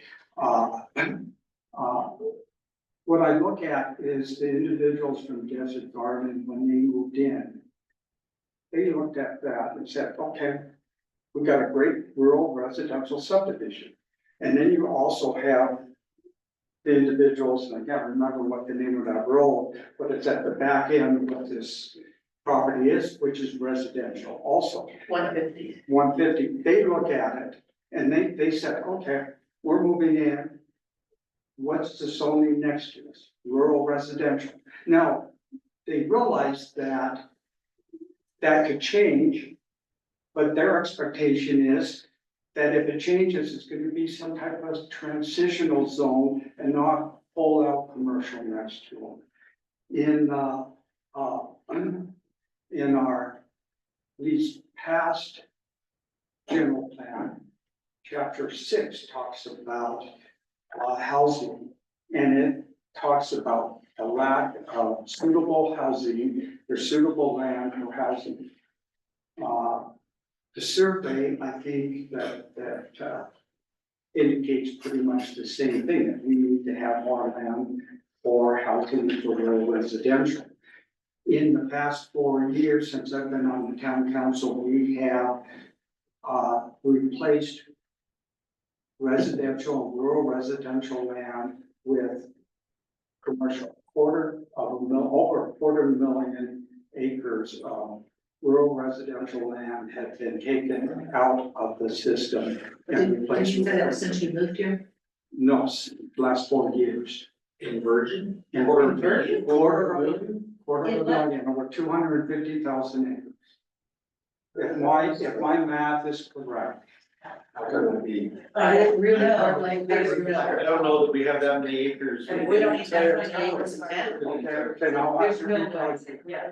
So how much was the lead on the hotel resort? I would have to go look at those. I don't remember. That was close to, That's like 200. what's that, I thought that was like 200. 200 acres? Yeah, it's definitely not Okay. thousands. Okay. So but, And that was made highway resort zone, it was not made commercial, that was highway resort. well, higher than going on commercial. Okay, I'll back that off, and maybe not related to a quarter million, but 250, over 250 acres. Oh, We take well, that. yeah, I would say several hundred acres, I wouldn't object to that. Yeah, so I added an acre to. But even so, that's 250 acres less that we have for rural residential land, which makes it more difficult for affordability. And when you got the more land that you have for rural residential, chances are the price is coming down if we start developing housing. I've been consistent in my vote, and I'm not gonna change that. I will be moving on. But you see that you can see on the zoning map how much rural residential that we do have. Still, it's all the yellow. So all the yellow And is that still rural The residential. majority of land At the in rate, Virgin is at the rate rural we're residential. going, that's gonna disappear also. I don't think I don't think so. I have yet seen the commission yet turn down the request for commercial hotel Or resort. zoning in general. Well, because there is some logic in putting in commercial, because you do need to have revenue to support a town that has such old infrastructure and such old everything, and how do we get those things that we want without revenue? So I don't wanna make it into a, so I think we should just let it sit. Yeah. The question is how much is enough? Right. So, April, So I'm not in favor of any zone changes until we do get our general plan finalized, and I think the survey indicated that most people feel that we have enough commercial and highway resort zone. And the public generally were against, or public comment was generally against rezoning this property. So I would just have to say, those are my arguments. And I agree with Paul on one of the things he had to say. So I won't be voting okay, positively. so. My comments, I was wanting to see what all of you had to say. What I have to say is similar in a way to what Misty just said. If we say we're not going to rezone any rural residential property, because there, I've seen the comments from the planning commission meeting, that some did not want, any property rezoned from rural residential until what's already zoned commercial had been developed. Well, if we do that, if we were to proceed down that path, and you look at what is commercial that has not yet been developed, we're talking this right here on this side, north of the highway. Unfortunately, guys, Crystal can't turn this map where we can actually see it. It's just gonna stay vertical. You're gonna have to remember how to tell it. So the commercial right here is not developed, and then this little piece right there is not developed. And if we're going to say that and I know that this piece right here cannot be developed until, because that goes down into the dip. The dip goes right there across from, Zion White Bison. And UDOT has said they will not approve anything over there until that dip is filled in and the road's flat. That's gonna be decades away. That is not gonna get developed anytime soon because of what UDOT requires. And then this land over here, these are big parcels. And what developers are looking for, some people want a small parcel of land to develop. They don't wanna buy a 40-acre parcel. They wanna buy a 1-acre parcel or a 2-acre parcel and put in their business. If we're gonna wait for that stuff to be developed before you ever zone anything else again to be commercial, then what we've just effectively done is tied our hands. And there's not going to be any more development in any commercial. Where do you think there's going to be commercial development? We have all that land, that's hotel resort on the east end. I'm not talking about hotel resort, we're talking about commercial. We talked about not rezoning anything. Hotel resort has a lot of the similar uses Yes, I as agree. commercial, and you could always change that to commercial too. So, And I do have a question. hold on, I'm not done with all the comments, but okay, go ahead. On the part about the dip, Yes, are you saying that the state won't approve an access? yes, Okay, but it can still be developed if we create an access to that property elsewhere, correct? I don't know how that would happen, but yes. Okay, yes, I have a little comment. yes. I'll be quick. This property is also right where. What property? The Sheep's Bridge Road property, it's also right at where this little gal's trying to put up all the underpasses and whatnot. I mean, it's a No, perfect. no, it's further out. Her first underpass is way. I understand, but it's at the precipice, and at the entrance. It's at the perfect entry for commercial, right across from the gas station. It's the perfect entrance from all the stuff going down into all that stuff. So, if we refuse to rezone any more rural residential property to commercial, then we are tying our hands. We know that we want more commercial development that is not lodging. And we've already taken lodging out of commercial. There can be no more commercial development along Highway 9, other than way out east on the highway resort zone. There cannot be any more lodging uses, and right now, all we have in this darn town are lodging uses, that's it, other than the Chevron gas station. And if we want to broaden our economic base to have more than just lodging, we're going to have to do some smaller commercial lots, so those businesses can come in.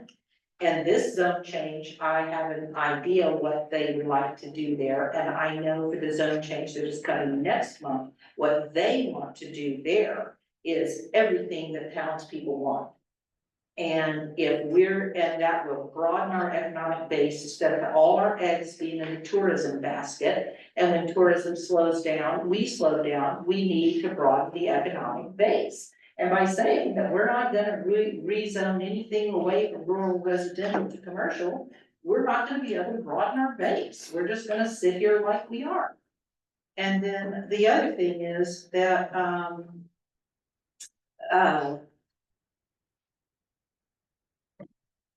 this right here, if we say we're not going to rezone anything else, then this is where commercial will end up developing.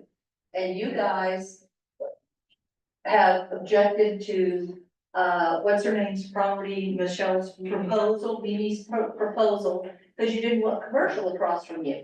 But if we're not gonna zone anything else like over here, commercial, well, then you're forcing this to become commercial, which is where you guys don't wanna see commercial. So you can't have it both ways. Where do you want the commercial to be?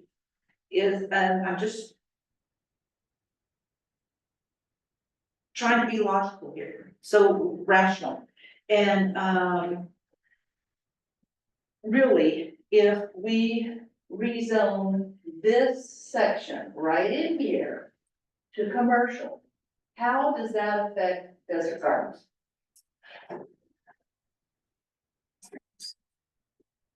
Well, I don't think that we need to specifically talk about it. Okay. One subdivision, this is for the whole. It does. Right? And so, my argument is that I wanted to see the general plan. Go back to the, map they have for that, go ahead.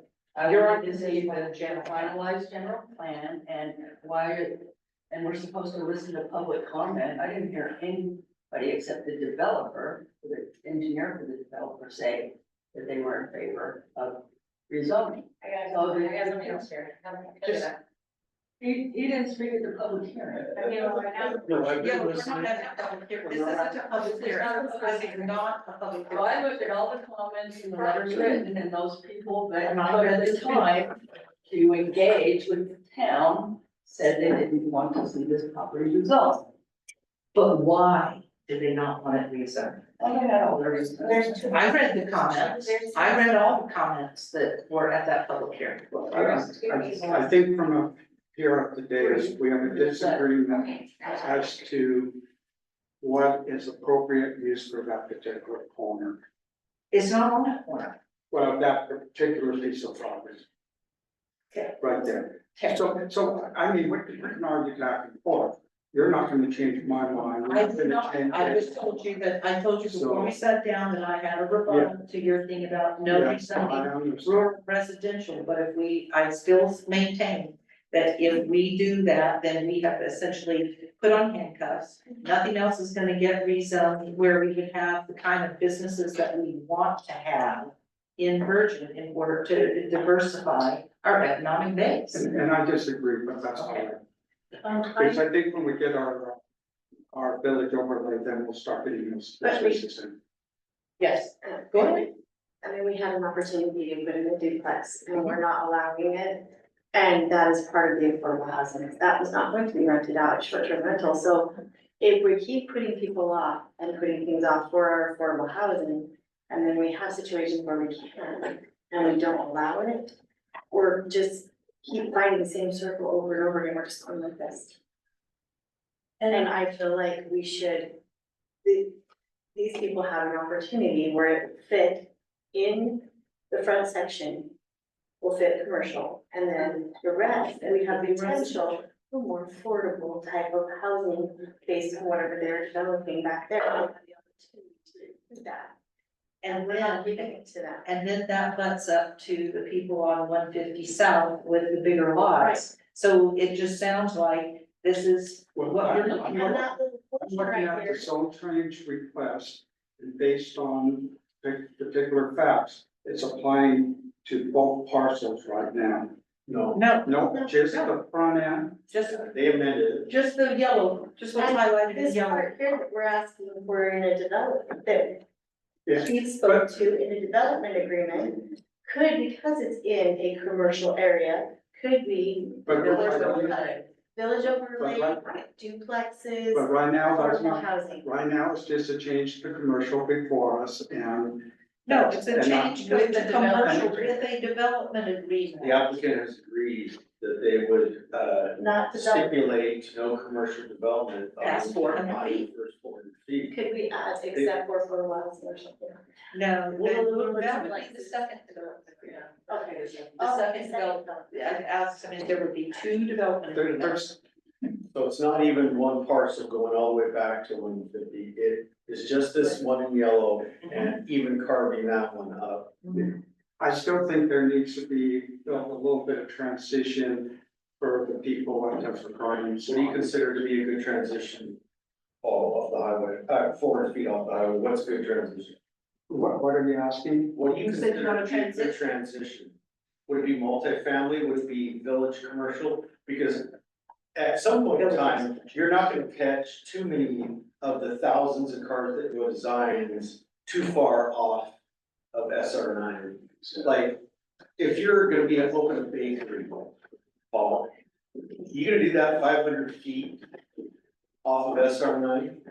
What, Probably not. Heath, what I'm saying is that we need to have our regulations in place for village commercial. So we know what that looks like, we know what the size of the shop is, we know what the potential uses are, So they the can setbacks. Rezone to that, is that what you're thinking? What's that? So you're thinking that if we had that zone in place, that they could apply the rezone to that instead of commercial? Or at least a portion of that, yes. The portion of that to protect the residential subdivision of Desert Gardens. But he, Aren't they already agreed to that by saying that they would agree to a development agreement? I, That says no commercial use behind the first 400 feet. no, you still have a portion of that right by the Desert Gardens that's applicable. okay, So I want to see what that development agreement looked like, and we don't have that before us. Oh, But I understand what you're arguing, but this is a council decision, this is a policy decision.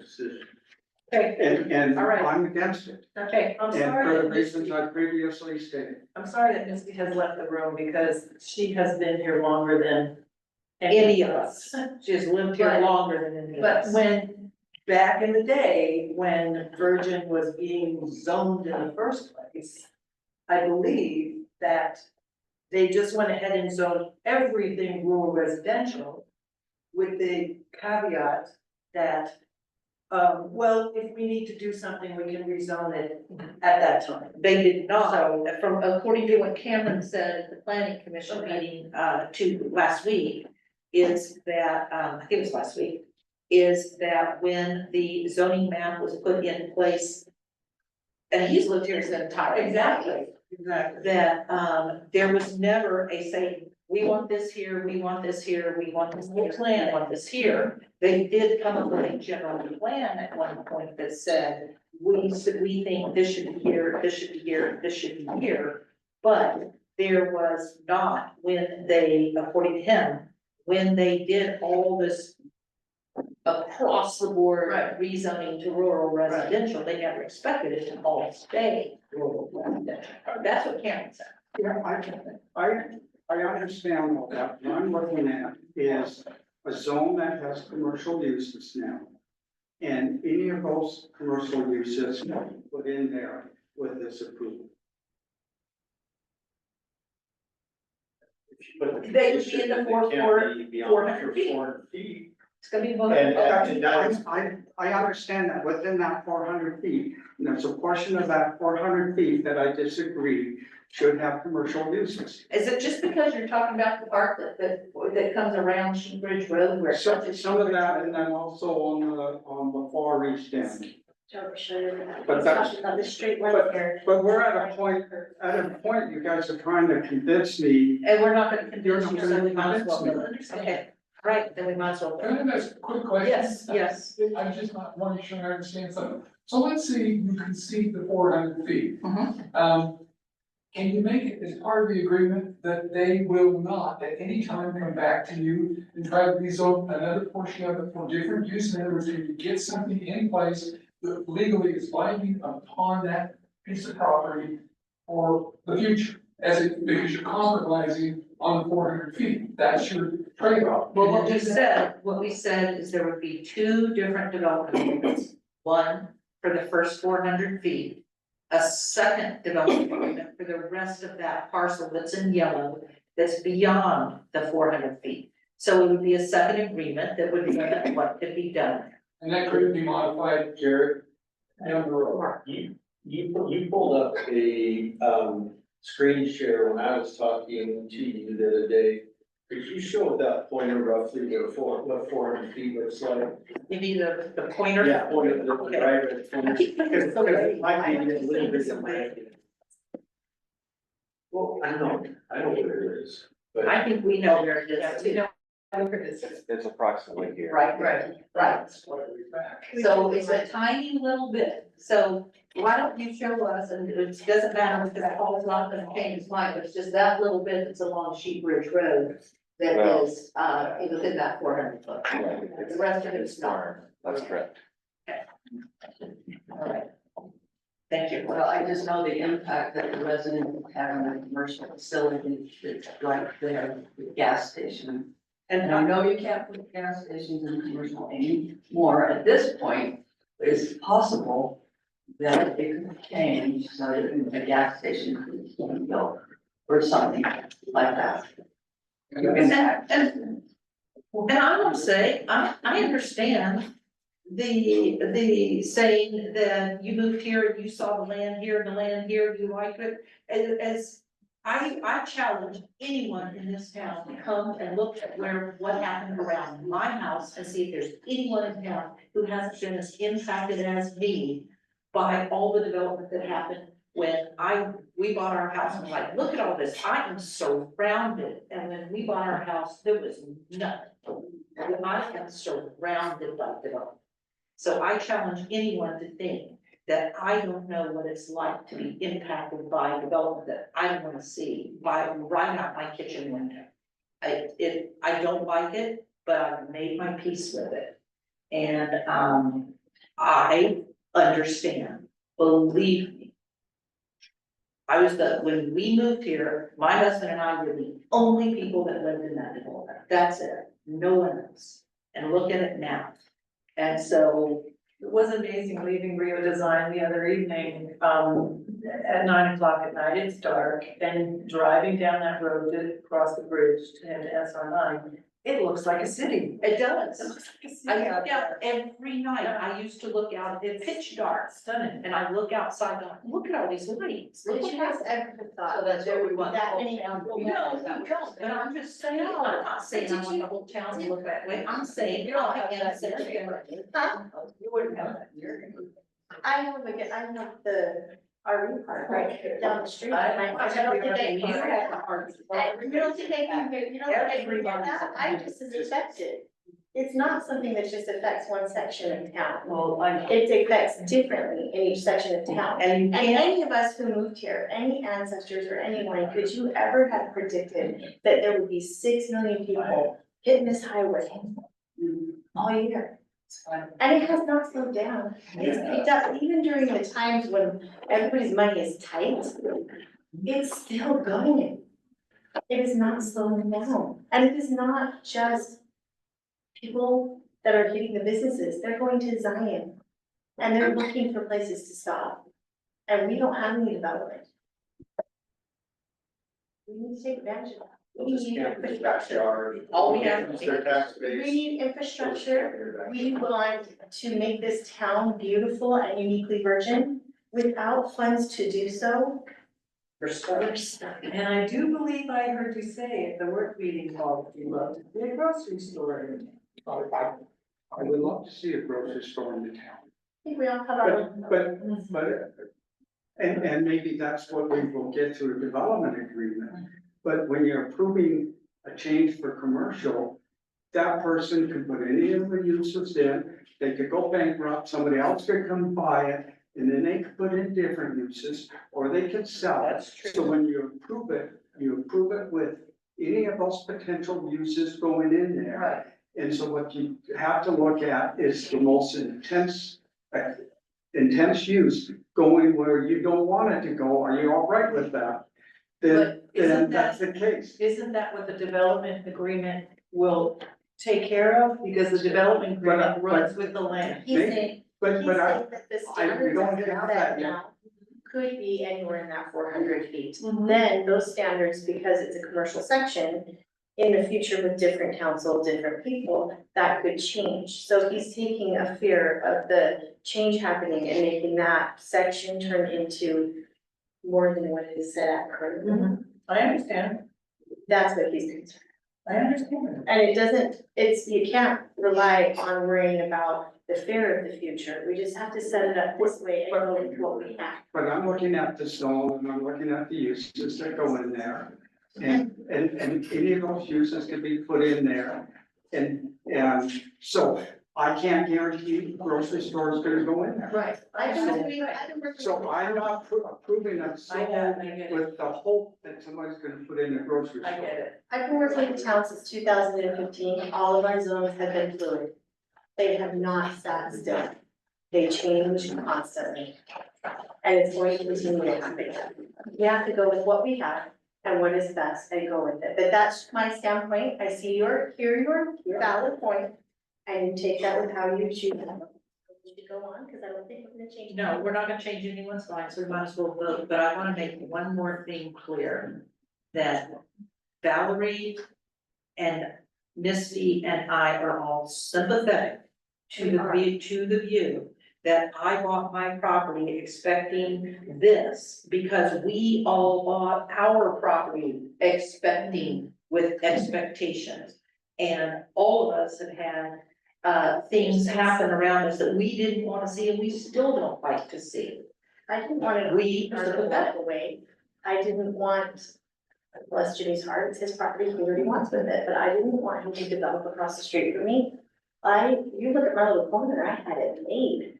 There's no traffic, there's no people, I have wonderful dark skies. And now I have people building across the street. I have potential for a 10 unit, because there's 10 acres to the right of me, that they could build anything they want there, as far as residential goes.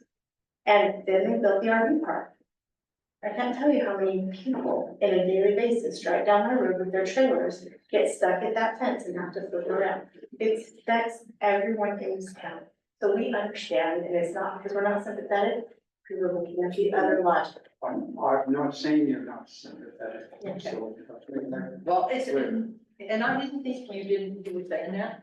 I just wanted town residents who are gonna watch this in the future to understand. We are sympathetic because we have had our own property affected by development, impacted in a way that none of us wanted to have. I've always loved that this council is from all over the parts of the. Thanks. You're on this We have side. the opportunity to make sure that other residents are impacted. So it's easy to try to make it happen. Because some people are impacted, doesn't mean everybody. No, I didn't say that, and I'm not saying that just because I was impacted, everybody else should be impacted, I'm saying I'm sympathetic. So who's gonna make the? Well, hold It's on. gotta be laid out. Well, go ahead and make your motion on that, see how it plays out and what, He can amend it. I move that we approve ordinance 2025 dash the numbers gonna be, what numbers are gonna be, Crystal?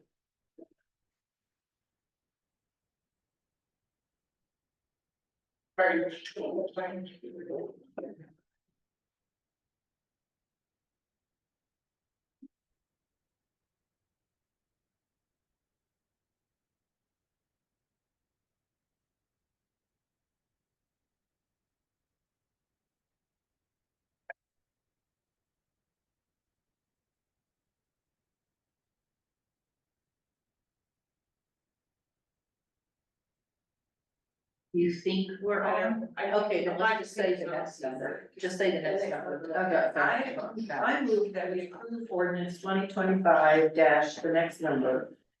An ordinance amending Virgin Town's official zoning map by rezoning D-2-1-71-226, currently rural residential zone to commercial zone with a development agreement, subject to development agreement, restricting the footage commercial for 400 feet from SR9 and what's. And that, the parties will negotiate the uses on everything behind, everything in this parcel behind 400 feet, in a subsequent, in good faith, based on, in a subsequent development period. As stated. For clarification, is that development agreement subject to approval by the town council after going to the planning commission? If they're gonna, I mean, I can read to you the 10 things that are permitted uses within a commercial zone, if they propose anything on the back half. That is in that. So they say they may pick one use out of the commercial zone that they want to do back there, and maybe they want to pick one use out of our new village commercial zone, or our new zone that allows for multi, duplexes or whatever. They can do that, apply for it as a development agreement, and they would have to have a draft of the development agreement, and have to go to the planning commission for a public hearing, and then come to you guys and you would approve it. So my question was it subject to going to the planning commission and to the town council? On the second development agreement, Or no, on the first development agreement? we're not changing, we are restricting uses, we're not adding uses to the commercial zone. They had a public hearing on it. Right, I just asked, No, I just wanted to make sure my I was advice, clear. Okay. So just to make sure I understand what Paul just asked. So the first development agreement, because all it's doing is limiting to 400 feet and nothing else. That does not have to go back to planning commission. It just gets approved by the town council. But the second development agreement, which is going to determine different uses, that one goes to planning commission and then town council. Correct? Okay. Right. So would this go then be rezoning that whole area to commercial then? The motion was to Yeah, rezone subject to a restricted development. development. A development agreement being recorded against it that restricts its use. That's the strongest way you can restrict use. It applies to subsequent owners, if it was sold or lost in bankruptcy.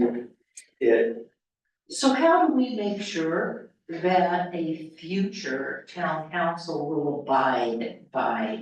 It's even stronger, they can't change a development agreement once it's recorded.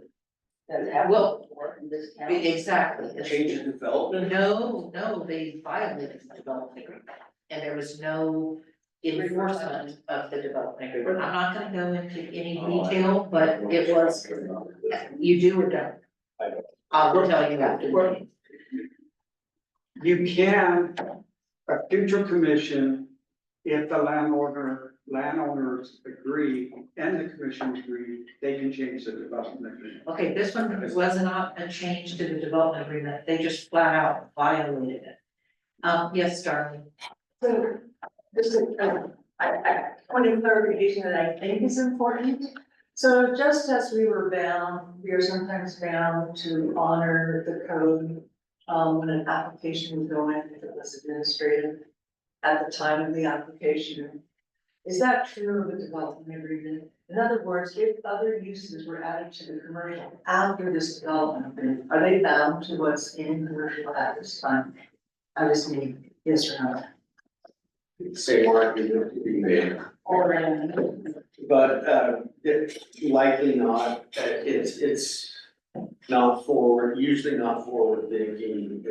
if the town changes an ordinance to allow for something, you're able to apply for an administrative land use application for that use. That's been But changed. the 400 feet would hold. 400 feet holds. It doesn't matter what changes happen before, 400 feet hold.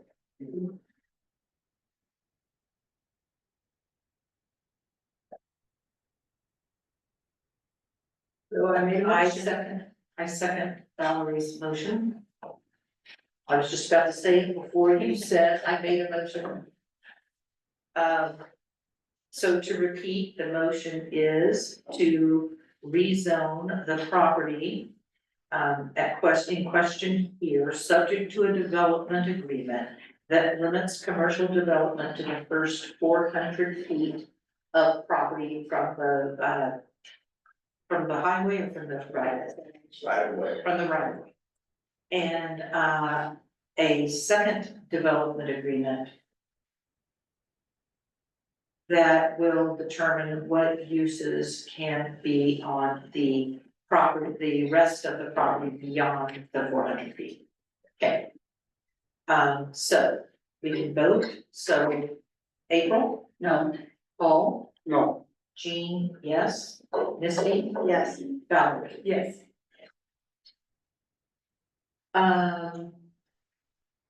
So you will, Heath, you will work with their attorney on creating this development agreement, which sounds fairly simple since it's just limiting the commercial development to the first 400 feet beyond the UDOT right of way. And, then that comes back to the town council to approve. Yes or no? You can clarify that in the motion, if the town council wants to have it back, or if it just needs to be developed agreement to the satisfaction of the town attorney. It's a very simple, As not I said, complex thing. I would make sure that it's got the restricted covenant, and make sure that it needs to be recorded. It is recorded and executed.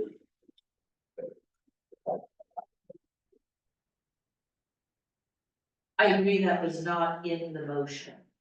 But we had the discussion after the motion was made where we discussed whether or not it could come back to the town council for approval for development agreement 1. And then, why don't you make a motion to clarify so he doesn't hanging out? Yeah, okay, I know for sure it probably should, on development agreement, but the question that you're posing is. development agreement We 1. have to reopen the vote because it's done. No, Just say no. Make a motion. Know that. You make So we can make a second motion? Okay. all right, so I make a motion that the development agreement number 1 for the rezone of parcel number B-22-1-21-226. Development agreement number 1, that Keith can draft the development agreement because it's fairly rudimentary, or fairly straightforward. And that it does not need to come back to the town council. Is that acceptable? Ready for a second? I'll second. Okay. Okay, I'll start with Valerie. Yes. Misty? Yes. Jean, yes. Paul? Do you wanna have come back to town council or not? Well, so you got already. I know, but So- what if I no. want to hear what your thoughts are? It's not anything against Heath, it's just a matter, usually I like agreements be approved by the council, just because it's an agreement. And I don't like not seeing what the agreement says. That's the attorney, and I don't fault Paul on, I don't. Yeah, let's Okay. see what the agreement says also. Okay, so I assume I I can pretty change much my know what vote. it's gonna say, but. I assume I can change my vote. Oh, You've done it long enough, that he doesn't offend me by saying that. Okay, so I can change my see what vote. he's saying. I can change my vote. Okay, I'll change my vote to no. Paul, you already said no? No. April said no, okay, so I'll make a second motion. I make a motion that the development agreement number 1, limiting the development of parcel, rezoning parcel number V 2 one 21 226 to commercial with a limitation of the commercial development to the first 400 feet after the move out right of way, and that the development agreement come back to the town council for approval before execution by the mayor. Execution. Hold on. You're addressing something that's already been decided once. Yes. Yeah, you don't have to You, redo you that. don't have a motion, it has to be only, how the procedure should go on the sign off of the development approval. And you would I have just to said kind that. of roll. No, you're just. Okay, fine. I was saying what the development agreement was about. I wasn't rezoning the property, I was saying the development agreement on this rezone that was limiting the development to. Development agreement one and development agreement two was part of the first three. Okay, fine. I make a motion that development agreement number 1 be returned to the town council for approval before execution by the parties.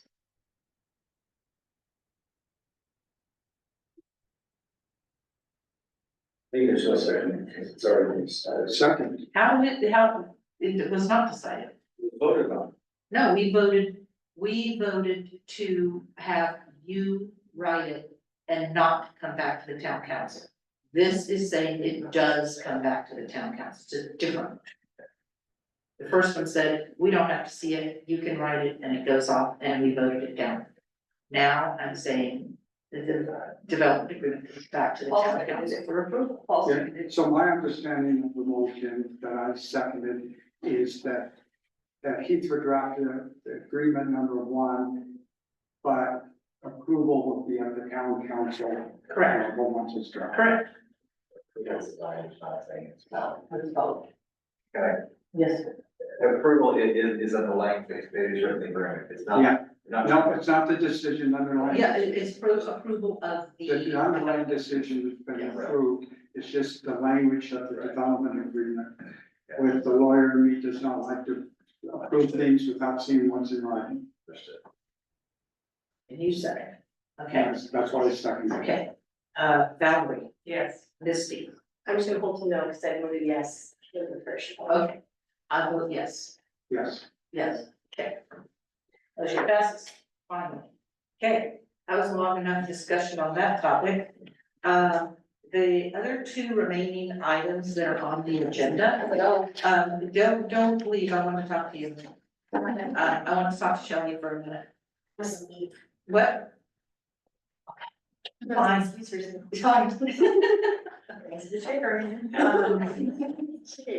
The next 2 items, I don't know why, when Crystal asked me to approve, I do not know why, I said, okay. Adoption of the joint regency regional water conservation plan from the Water Conservancy District. We had already said at the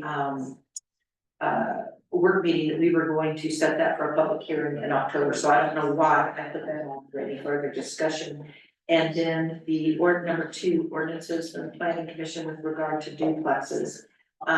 We were not ready to talk about that. You put that on.